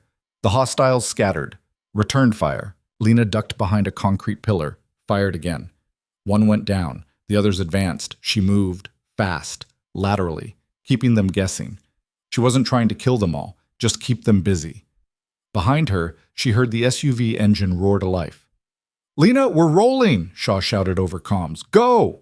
She fired 3 more rounds, then ran, sprinting toward the vehicle, bullets chewing up the ground behind her. The SUV screeched to a stop. Door open. She dove in. Shaw punched it, tires screaming. They tore out of the lot. Gunfire chased them. Windows shattered. Lena kept her head down. They turned a corner. Another. The shooting faded. Shaw didn't slow down until they were 5 miles out. Lena sat up, looked at Sarah. She was pale, shaking, still holding the detonator. You can let go now, Lena said. What? The detonator. It's a fake. Sarah stared at her. What are you talking about? Mercer wouldn't give you a real one. He'd give you something that looked real, made you think you had control. But you never did. Sarah looked at the device in her hand, then threw it across the vehicle. It clattered against the door, didn't explode. She buried her face in her hands, started sobbing. Lena put a hand on her shoulder, didn't say anything, just let her cry. They drove to a safe house outside the city. Small, isolated, off the books. Inside, Shaw made coffee. Briggs set up a perimeter. Lena sat across from Sarah at the kitchen table. Tell me about your daughter, Lena said. Sarah wiped her eyes. Emma, she's 8. Loves drawing, hates broccoli. Her voice broke. She asks about me. Every day. At least that's what they tell me. Who's they? The people Mercer has watching her. They send me photos, videos, proof of life. How often? Every 3 days. When was the last one? Sarah pulled out her phone, opened a video, handed it to Lena. A little girl, blonde hair, scared eyes, sitting in a room that could have been anywhere. A woman's voice off camera. Say hi to Mommy. Hi, Mommy. Small voice, trembling. I miss you. The video ended. Lena's jaw tightened. When did you get this? Yesterday. Can I send this to someone? Sarah hesitated, then nodded. Lena forwarded the video to the man in the suit, added a message. Trace this. Now. She handed the phone back. We're going to find her. You keep saying that, but you don't know Mercer like I do. He doesn't lose. He lost me twice. And now he's coming for you again. Let him. Sarah shook her head. You don't get it. This isn't about winning or losing. It's about control. He controls the board. He controls the pieces. He's already 10 moves ahead. Then we change the game. How? By doing what he doesn't expect. Lena's phone buzzed. Text from the man in the suit. We traced the video. Location flagged. Sending coordinates. Lena stood. Get some rest. We move in 2 hours. Chet. The coordinates led them to a farmhouse. Rural. Isolated. 30 miles from the safe house. They approached on foot. Dawn breaking over the hills. Mist hanging low. Shaw took point. Briggs covered the rear. Lena moved with Sarah beside her. The farmhouse looked empty. No cars. No lights. No movement. Too quiet. Lena signaled. They spread out. Surrounded the building. She moved to the front door. Tried the handle. Unlocked. She pushed it open. Inside was dark. Cold. The smell of mildew and old wood. She moved through the rooms. Living room. Kitchen. Bathroom. Empty. Then she heard it. A sound. Faint. Crying. She followed it. Upstairs. End of the hallway. A door. She opened it. A little girl sat on the floor. Blonde hair. Scared eyes. Emma. She looked up. Saw Lena. Screamed. It's okay, Lena said. Hands up. Calm. I'm here to help. Your mom sent me. Emma didn't stop screaming. Then Sarah pushed past Lena, dropped to her knees. Emma, baby, it's me. Emma's eyes went wide. Mommy? Yes, it's me. Emma ran into her arms. Sarah held her, sobbing, shaking. Lena stepped back, gave them space. Shaw appeared in the doorway. We're clear. No one else here. Check the perimeter again, Lena said. He left. Lena walked downstairs. Something felt wrong. The house was too clean, too staged, like someone wanted them to find it. She walked into the kitchen, saw something on the table, an envelope. She opened it, a note, handwritten. You're predictable, Ghost. I knew you'd come. I knew you'd save the girl. That's your weakness. You always save them, even when you shouldn't. By the time you read this, Cascade Protocol is already in motion. 6 schools, 6 cities, simultaneous release. You can't stop them all. But you'll try. And while you're trying, I'll be gone. Checkmate. Lena's hands shook. She pulled out her phone, dialed the man in the suit. He answered immediately. We've got a problem, Lena said. What kind? The schools. He's hitting them today, all of them, at the same time. When? I don't know, but soon. She heard typing, frantic. We're alerting every agency, evacuating the schools now. It won't be enough. Then what do? We find him, and we end this. How? We don't know where he is. Lena looked at the note again, studied the handwriting, the ink, the paper. Then she saw it. A watermark. Faint, almost invisible, but there. A logo. A company. Seattle-based. She grabbed her phone, searched the company, pulled up their locations. One address stood out, a private airfield 20 miles south. I know where he is, Lena said. Where? Sending you coordinates. Get every team you have there. Now. She hung up, ran upstairs. Sarah was still holding Emma. Lena knelt beside them. I have to go, Lena said. Sarah looked up. Where? To finish this. I'm coming with you. No, you're staying here, with her. Keep her safe. Lena, that's an order. Lena stood, looked at Shaw and Briggs. With me. Now. They moved. The airfield was small, private. 2 hangars, 1 runway. And sitting on the tarmac, engines already running, was a jet. Lena saw movement near the hangar, a figure, loading crates onto a truck. She raised her rifle, looked through the scope. Mercer. He was alone. She lowered the rifle. Looked at Shaw and Briggs. I'm going in alone. That's insane, Shaw said. Probably, but if we all go, he'll rabbit. If it's just me, he'll want to talk. And then? Then I end it. She handed Shaw her rifle, kept her sidearm, walked toward the hangar. Mercer saw her coming. Stopped loading, smiled. Right on time. Lena stopped 10 feet away. It's over. Is it? The schools are evacuated. The product's been seized. Your network's been dismantled. You've got nothing left. I've got this. He gestured to the jet. And a dozen countries that'll take me. No extradition. You won't make it off the ground. We'll see. He pulled a remote from his pocket. You know what this is? Lena's stomach dropped. The schools, Mercer said. You evacuated them. Smart. But the toxin's already in place. Ventilation systems, water supplies, time release capsules. They'll be exposed before they even know it. You're bluffing. Am I? He pressed a button. Lena's phone buzzed. She pulled it out. Alert. Breaking news. Multiple schools report sudden illness. Dozens hospitalized. Her blood turned to ice. Mercer smiled. Checkmate. Lena raised her gun.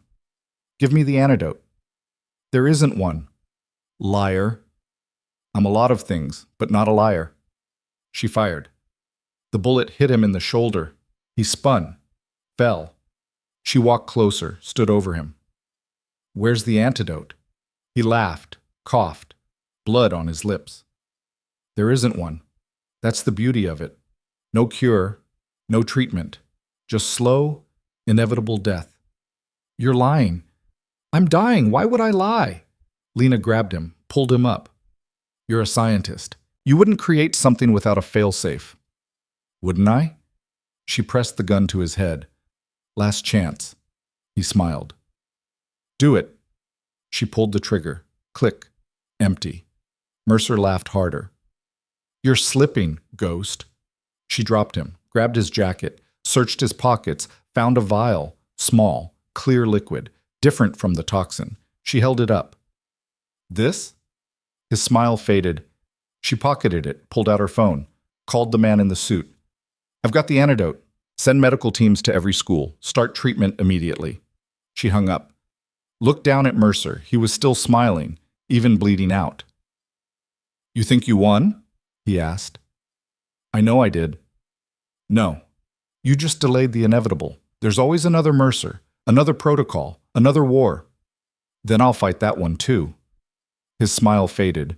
You can't save them all. No, but I'll die trying. He closed his eyes and didn't open them again.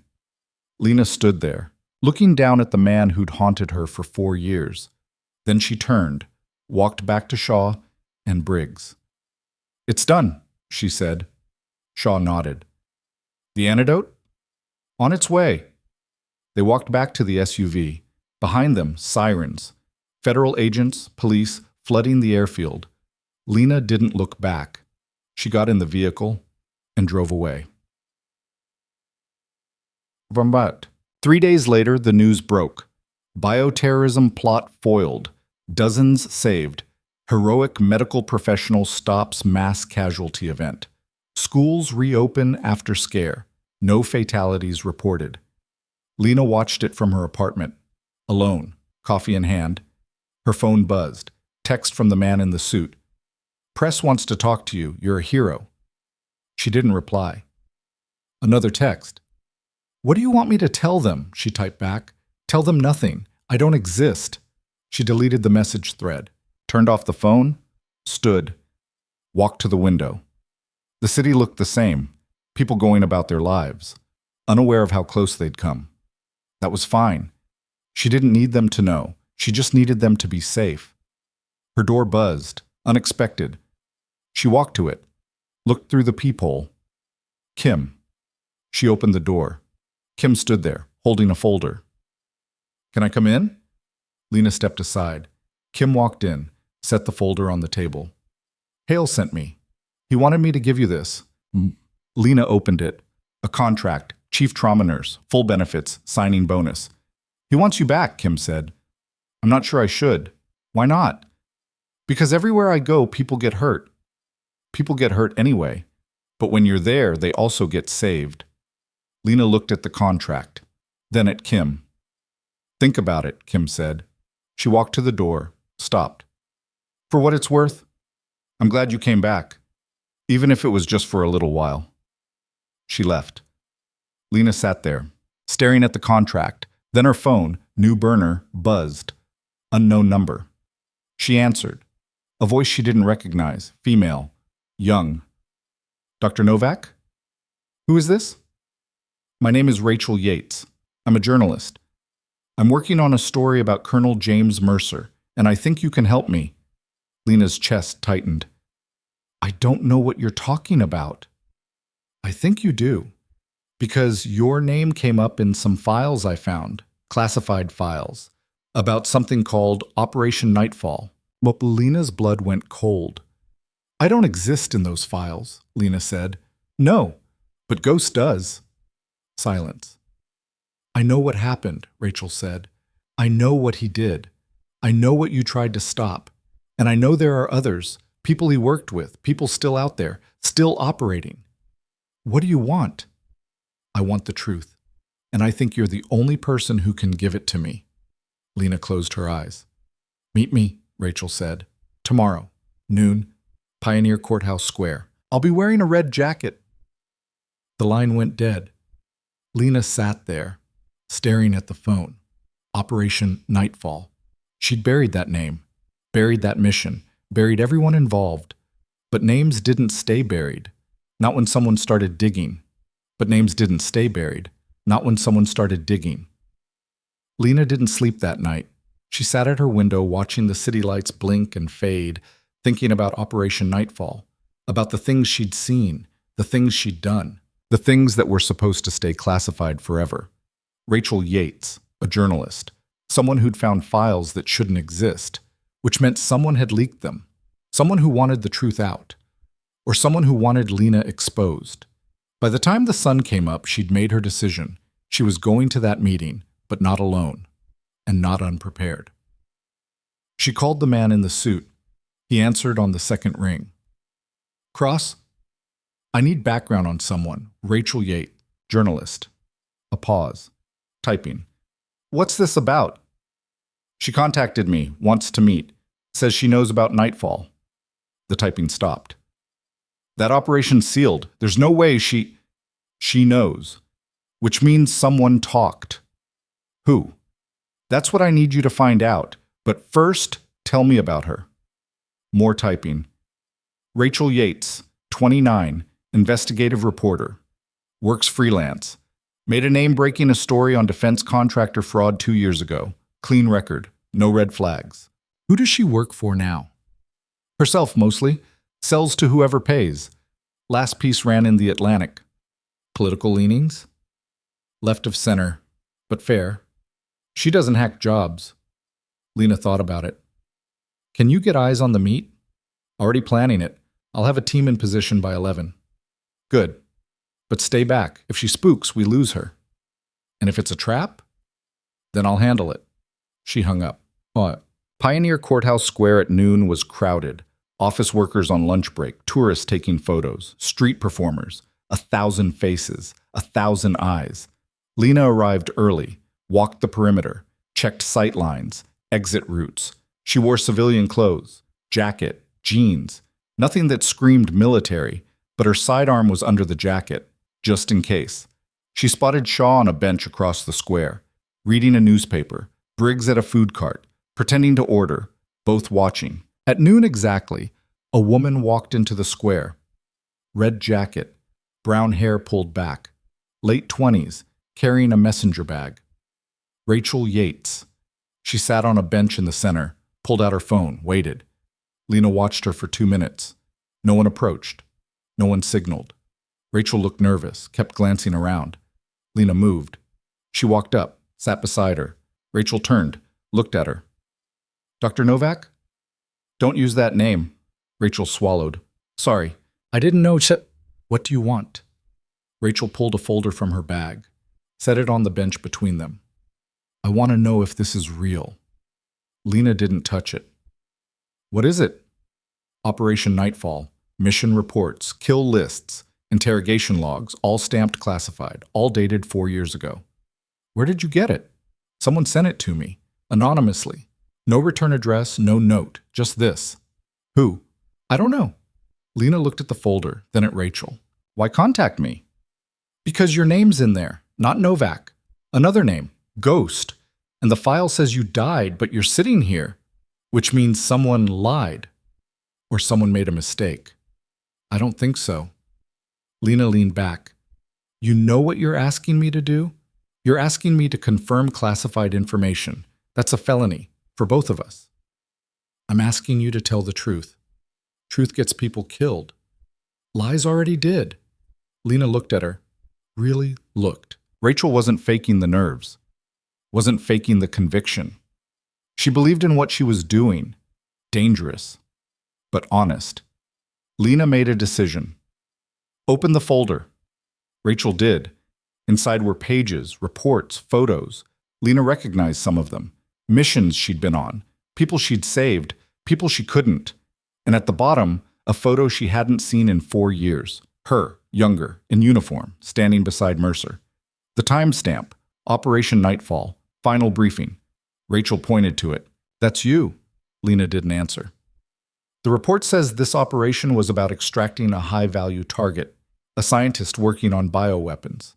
It says the team succeeded. The target was eliminated. No survivors. That's what the report says. But that's not what happened, is it? Lena looked away. No. What really happened? Lena was quiet for a long moment. Then she spoke. The target wasn't a scientist. He was a whistleblower. Someone who'd found out what Mercer was doing. The bioweapons weren't for defense. They were for sale, to the highest bidder. The whistleblower was going to expose it, so Mercer got orders to eliminate him, make it look like a terrorist attack. Rachel's face went pale. You're saying our government ordered an assassination. I'm saying someone with power did. I don't know who, but the orders came through, and Mercer followed them. And you? I tried to stop it. I got the whistleblower out, got him to safety. Or I thought I did. What happened? Mercer found us, killed him anyway, burned the evidence, and left me to die in the fire. Told everyone I was KIA, a hero who died in the line of duty. Rachel's hands shook as she wrote notes. Why didn't you come forward? With what? My word against a decorated colonel? Against whoever gave him the orders? I had no proof. No allies. I was officially dead, so I stayed dead. Until now. Until now. Rachel looked at the folder, then at Lena. If I publish this, you'll be exposed. Your cover, your life, everything. I know. Then why are you telling me? Because you're right. People deserve the truth. And because Mercer's dead, but whoever gave him those orders isn't. And they're still out there. Still operating. Rachel leaned forward. Do you know who? No, but I know someone who might. Ought. Lena took Rachel to the safe house. Shaw and Briggs followed at a distance, making sure no one tailed them. Inside, Sarah was sitting with Emma, playing cards. When they walked in, Sarah stood, defensive. Who's this? Sarah asked. Rachel Yates, journalist. She's working on a story about Mercer. Sarah's face hardened. No, absolutely not. Sarah, I'm not talking to the press. I'm not putting Emma in danger again. You won't be, but you have information about who Mercer worked with, who funded him, who protected him. I don't know any of that. Yes, you do. You ran logistics for 3 years. You saw the money, the shipments, the communications. You know where it came from. Sarah looked at Emma, then back at Lena. If I talk, they'll come after me. They're already after you. The only way to stop them is to burn it all down. Make it public. Make it impossible to hide. Sarah sat down slowly, looked at Rachel. If I do this, you protect my daughter's identity. No names, no photos. Rachel nodded, agreed. Sarah took a breath. Okay, what do you want to know? Rachel pulled out a recorder. Everything.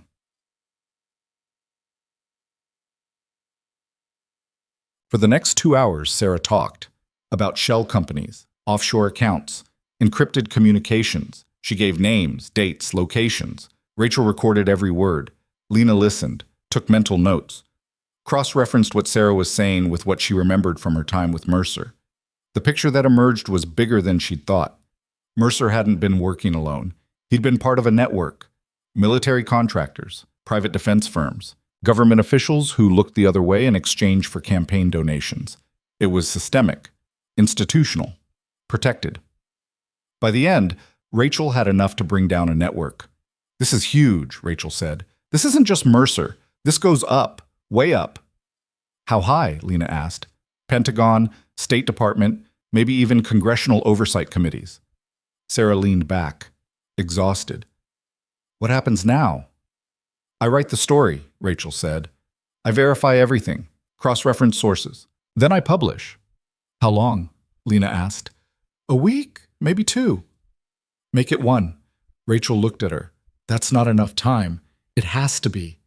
Because the moment word gets out that you're digging, they'll come for you, and me, and anyone else who knows." Rachel swallowed. "Then I'll work fast." Lena stood. "You'll work here, under protection. No communication with the outside world except through secure channels. No one can know where you are. I have editors, contacts. You need to stay alive long enough to publish. Everything else is secondary." Rachel looked at Sarah, at Emma, at the reality of what she was stepping into. Then she nodded. "Okay."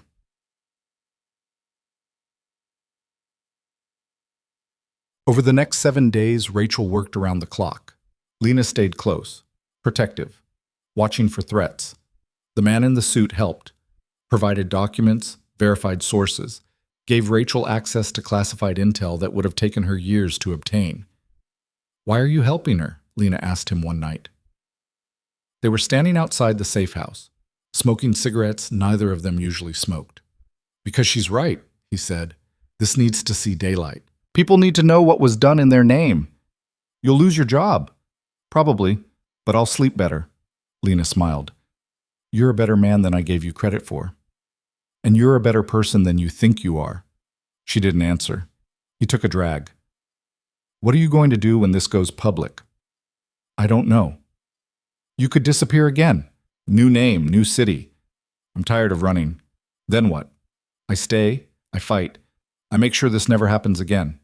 "How?" "By not hiding anymore. By using my real name, by making them see me." He nodded. "That takes courage. Or stupidity. Sometimes they're the same thing." On the 6th day, Rachel finished the story.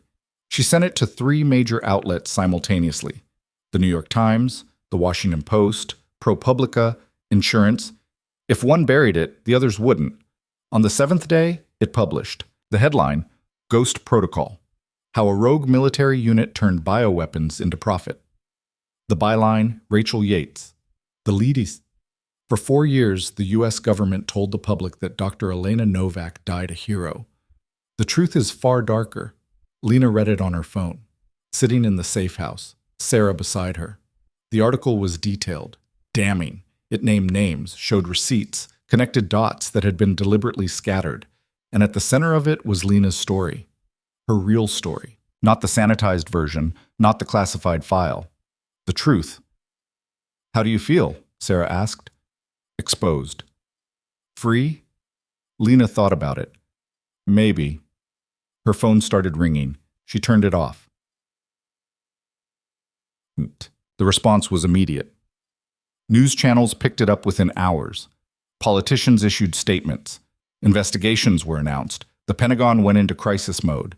And Lena's face was everywhere.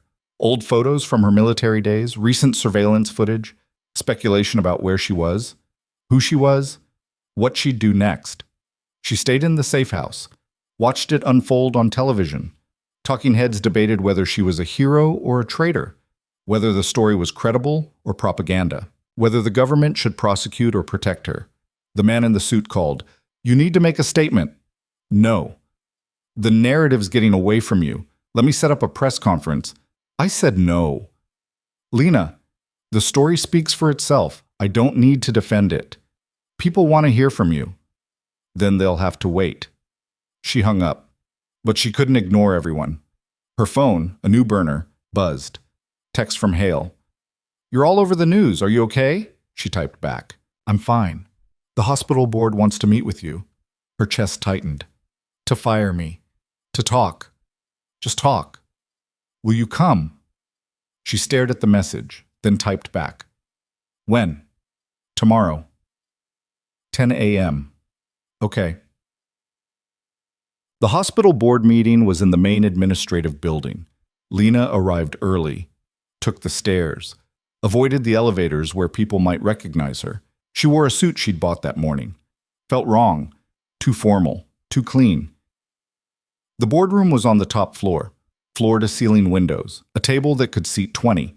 Only 5 people were there. Hale, the board chair. 3 others she didn't recognize. She sat. The board chair spoke first. Dr. Novak. Thank you for coming. It's just Lena.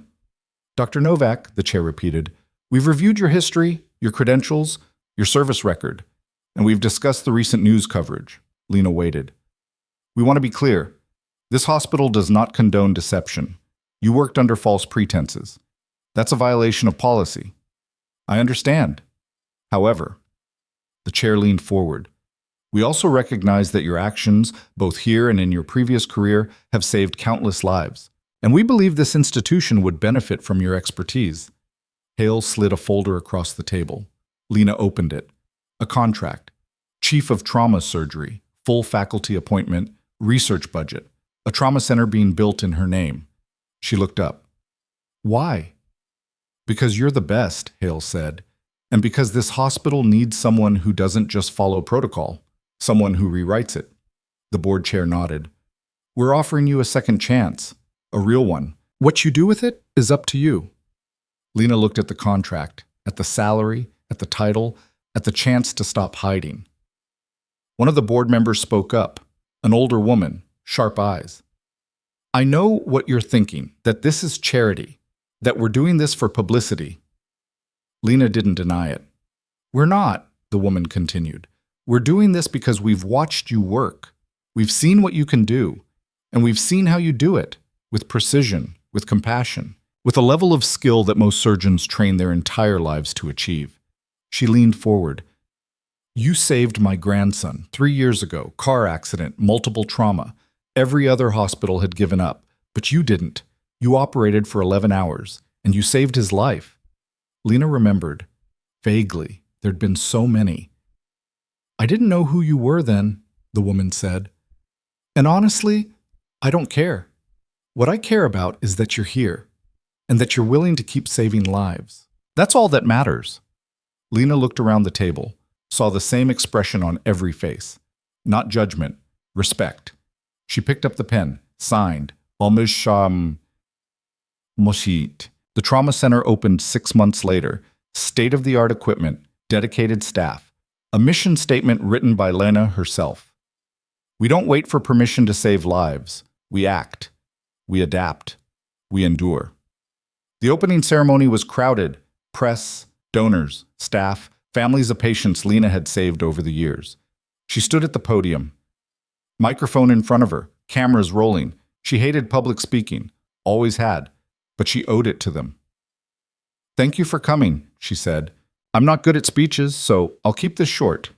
A few polite laughs. For a long time, I thought the only way to help people was to disappear, to work in the shadows, to stay invisible. I thought being seen meant being vulnerable, and being vulnerable meant people would get hurt. She paused, looked at the crowd, saw Kim, Shaw, Briggs, Sarah, and Emma, the man in the suit, Rachel Yates, Staff Sergeant Reeves, the Marine she'd saved. He was standing in the back, saluted when their eyes met. But I was wrong, Lena continued. Being seen doesn't make you weak. It makes you accountable. And accountability is how we build trust. Trust is how we save lives. She looked at the building behind her, the name etched above the entrance. Novak Trauma Center. This place isn't about me. It's about everyone who's ever been told they're not enough, that they don't matter, that their pain isn't real. This is where we tell them the opposite, where we fight for them, where we don't give up, ever. Applause, loud, sustained. Lena stepped back from the microphone. Hale stepped forward. Dr. Novak has also agreed to lead a new training program, teaching combat medicine to civilian surgeons. Because the battlefield isn't just overseas, it's here, in our streets, in our hospitals. And we need to be ready. More applause. After the ceremony, people came up to her, shook her hand, thanked her. She wasn't good at accepting gratitude. Never had been. But she tried. Rachel found her near the end. Hell of a speech. I meant every word. I know. That's why it worked. Rachel paused. The story's been nominated for a Pulitzer. You deserve it. We deserve it? I couldn't have done it without you. Lena shook her head. You would have found a way. Rachel smiled. Maybe, but I'm glad I didn't have to. She walked away. Kim appeared next. So, Chief of Surgery, how's it feel? Terrifying. Good. Means you care. I always cared. I know, but now everyone else knows too. Lena smiled. Is that a good thing? Ask me in a year. They both laughed. That night, Lena went home. To an apartment she'd finally started decorating. Photos on the wall now. A couch that wasn't just functional. Plants that she actually watered. A life that felt less temporary. She poured a drink, stood at the window. Her phone buzzed. Unknown number. She almost didn't answer, but she did. A voice. Female. Older. Unfamiliar. Dr. Novak? Who is this? My name is Senator Patricia Lawson. I chair the Armed Services Committee. I've been following your story. Lena's stomach tightened. What do you want? I want to meet, discuss your testimony, and discuss what comes after. After? The people who gave Mercer his orders, the network he worked for, they're still operational, still dangerous, and we need someone who understands how they think, how they operate. I'm not going back to that life.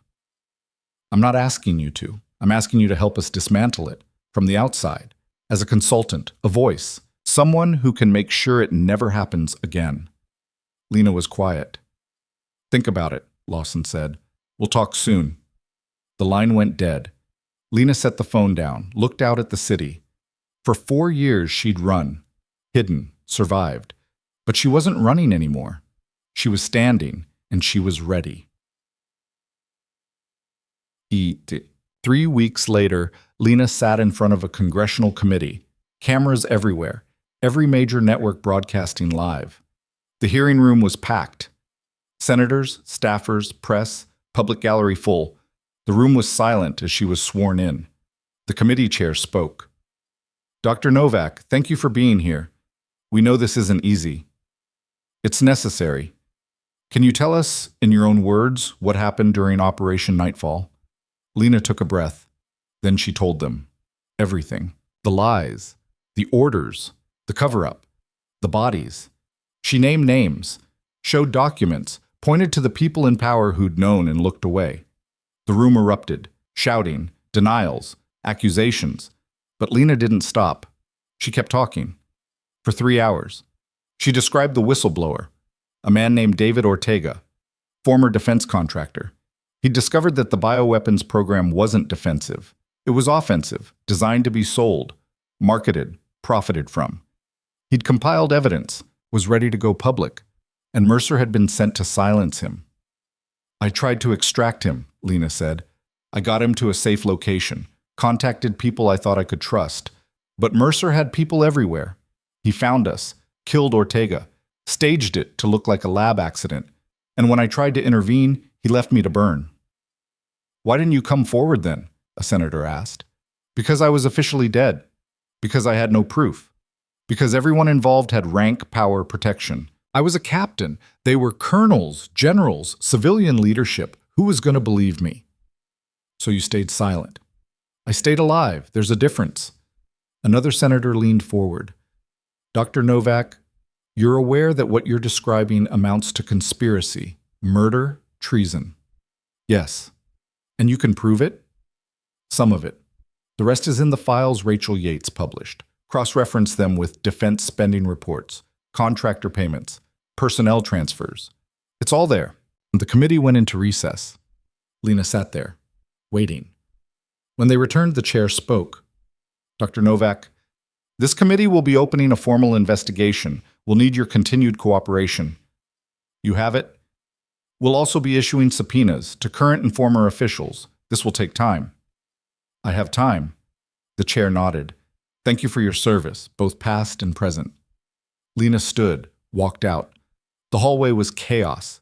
Press shouting questions, cameras flashing, security trying to hold them back. She kept walking. Outside, Shaw and Briggs were waiting. They fell in beside her, silent, protective. They got her to the car. She climbed in, took a breath. It was done. The fallout was swift. 2 Pentagon officials resigned. 4 others were placed on administrative leave. Criminal investigations were opened. Defense contractors saw their stock prices plummet. Congressional oversight committees launched their own probes. The network Mercer had worked for started to crumble. Not overnight, not cleanly, but it crumbled. And Lena watched. Not from the shadows, from the light. She gave interviews, spoke at conferences, testified again and again. She became the face of accountability. Some people hated her for it, called her a traitor, sent threats. Others called her a hero. She didn't care about either label. She just cared about the work. 6 months after the hearing, Lena was in her office at the trauma center. Late night, reviewing patient charts, the center was thriving. They'd handled over 2,000 cases, trained 50 new trauma surgeons, published 12 research papers. A knock on the door. She looked up. Staff Sergeant Reeves stood there, out of uniform, civilian clothes. Got a minute? He asked. Sure. He walked in, sat. I wanted to thank you. Again. You already did. I know, but I wanted to do it in person, without the cameras. Lena smiled. How are you doing? Good. Better. I'm out now. Honorable discharge, going to school, thinking about becoming a paramedic. That's great. It's because of you, what you did. You didn't just save my life, you reminded me why it was worth saving. Lena looked away. I just did my job.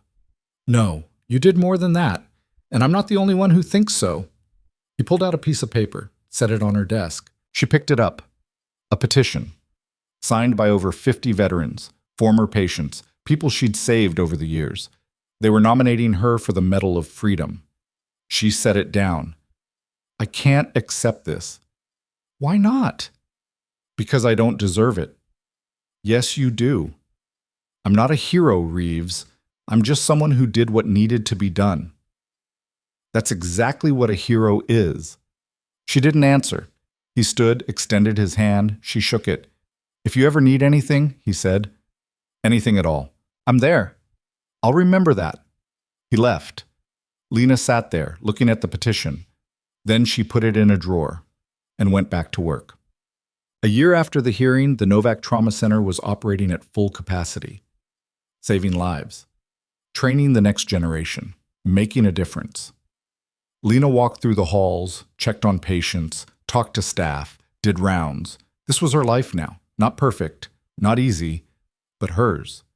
She stopped by the memorial wall, photos of patients they'd saved, stories, thank you notes, and at the center, a plaque, in memory of those we couldn't save, and in honor of those who keep fighting. She stood there for a moment. Then she heard footsteps behind her, turned. A young woman, early 20s, nervous. Dr. Novak? Yeah.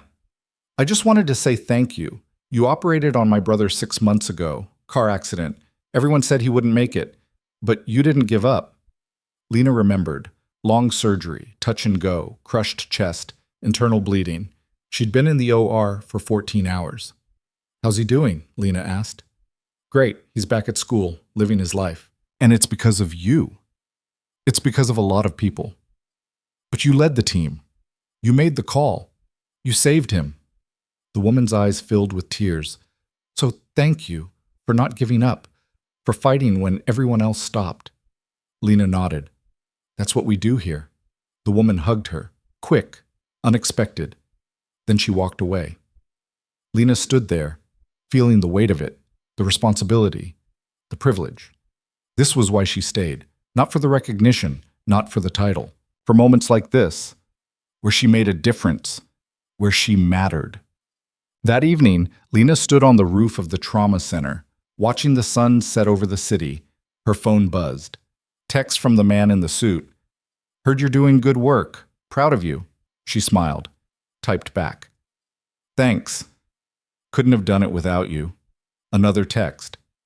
You could have, but I'm glad you didn't have to. Another text came through.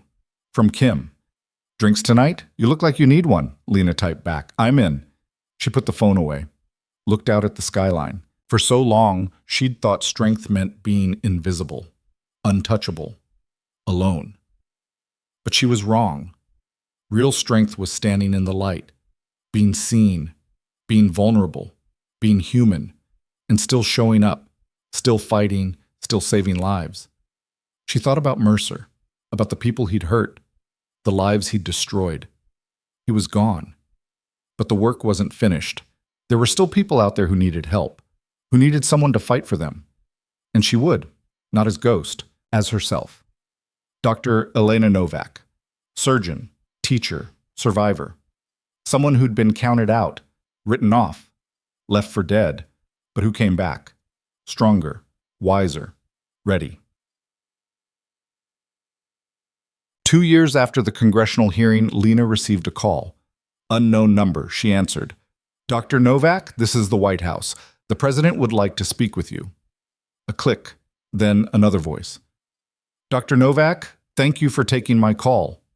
Lena recognized the voice. Mr. President, I'm calling to inform you personally. The investigation into Operation Nightfall has concluded. 7 officials have been indicted. 4 are currently standing trial. And the bioweapons program has been permanently shut down. Good. This wouldn't have been possible without your testimony, your courage. You've done a great service to this country. I just told the truth. That takes more courage than most people have, which is why I'd like to present you with the Presidential Medal of Freedom, in recognition of your service, both in uniform and out of it. Lena was quiet. Dr. Novak? I appreciate the honor, sir, but I can't accept. May I ask why? Because the real heroes are the people who died trying to expose this. David Ortega, the others who came before him, they deserve to be remembered, not me. A pause. I understand, but the offer stands, if you change your mind. I won't, but thank you. She hung up, sat there, thinking. Then she called Rachel. I need you to write something. What? A follow-up to the Nightfall story, about the people who tried to stop it before me, the ones who didn't make it. You want me to memorialize them. I want people to know their names, to know what they tried to do, so it wasn't for nothing. Rachel was quiet. Then, I'll start tomorrow. Thank you. Eat. The bar was crowded, loud. Kim was already there, waved when Lena walked in. They grabbed a booth, ordered drinks. So, Kim said, how does it feel? How does what feel? Being a celebrity surgeon, having a trauma center named after you, being on the cover of Time magazine. Again? Lena laughed. Still weird. Good weird or bad weird? Still figuring that out. Kim took a sip. You know what I think? What? I think you're exactly where you're supposed to be. Doing exactly what you're supposed to be doing. You sure about that? Yeah. Because for the first time since I've known you, you look happy. Lena thought about it. I don't know if happy is the right word. Then what is? Settled, like I finally stopped running. Kim raised her glass. To not running. Lena clinked it. To not running. They drank in comfortable silence for a while. Then Lena's phone buzzed. Text from Sarah. Emma wants to know if you're coming to her birthday party next week. Lena smiled, typed back, wouldn't miss it. Another text. From Hale. Board meeting next Tuesday. They want to expand the trauma center. Your input needed. She typed back. I'll be there. She set the phone down, looked at Kim. You okay? Kim asked. Yeah, I'm good. And for the first time in a long time, she meant it. 3 years after everything fell apart and came back together, Lena stood in front of a graduating class of trauma surgeons, 24 students, the first cohort to complete the Novak Combat Medicine Fellowship. They'd trained for 18 months, learned everything she could teach them about trauma, about triage, about saving lives when there's no time and no second chances. She looked at their faces, young, eager, terrified. She remembered being that young, that eager, that terrified. "You're about to walk into rooms where people are dying," she said, "and you're going to be the only thing standing between them and the end. That's a lot of pressure, a lot of responsibility." She paused. "Some of you will save everyone. Most of you won't. You'll lose patience. You'll make mistakes. You'll lie awake at night wondering what you could have done differently." She looked around the room. "But here's what I want you to remember. You showed up. When everyone else ran, you stayed. When everyone else gave up, you fought. That matters. More than you'll ever know." She picked up the certificates, started calling names. One by one, they walked across the stage, shook her hand, received their certification. By the end, half of them were crying. So was she. After the ceremony, they gathered for photos. Lena stood in the center, surrounded by the next generation. People who would carry on the work. People who would save lives. People who would make a difference. Just like she had. Just like she still did. That night, Lena walked through the empty trauma center. Lights dimmed, halls quiet. She stopped at the entrance, looked up at the name above the door. Novak Trauma Center. For so long, that name had been buried, hidden, erased. But now it stood in lights, permanent, undeniable, real. She walked inside. Through the halls she knew by heart, past the ORs where she'd saved hundreds, past the waiting rooms where families had cried and celebrated, past the memorial wall where names were etched in stone. She ended up in her office, sat at her desk, looked at the photos on the wall. Her team, her students, her patients, the people who'd made this possible, the people she'd fought for, the people who'd fought for her. She opened her laptop, started writing, a new protocol, a new training module, a new way to save lives. Because the work was never done. There were always more people who needed help, always more fights to win, always more lives to save. And she would be there, not in the shadows, in the light, where everyone could see, where no one could ignore, where she belonged. 5 years after Operation Nightfall was exposed, Lena received a letter, no return address. But she recognized the handwriting. She opened it. Inside was a single page, handwritten. "Dr. Novak, you don't know me, but I know you. I was one of the people Mercer targeted, one of the loose ends he tried to tie up. I survived because someone warned me, told me to run, to hide. I never knew who that person was, until I saw your testimony, until I heard your story. It was you. You warned me. Even though it put you at risk, even though you had nothing to gain, you saved my life, and I never got to thank you. So thank you. For being brave when no one else was, for standing up when everyone else sat down, for refusing to disappear. You're a hero, whether you accept it or not. A grateful survivor."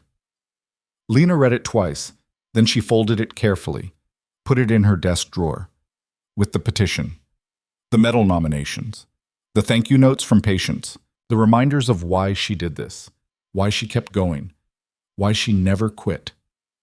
10 years after she walked into Mercy General as a quiet night shift nurse, Lena stood on a stage in front of thousands. The National Trauma Conference, keynote speaker. She looked out at the crowd. Doctors, nurses, paramedics, medical students, people who dedicated their lives to saving others. "I was told once that I couldn't save everyone," she said. "And that person was right. I can't. None of us can." She paused.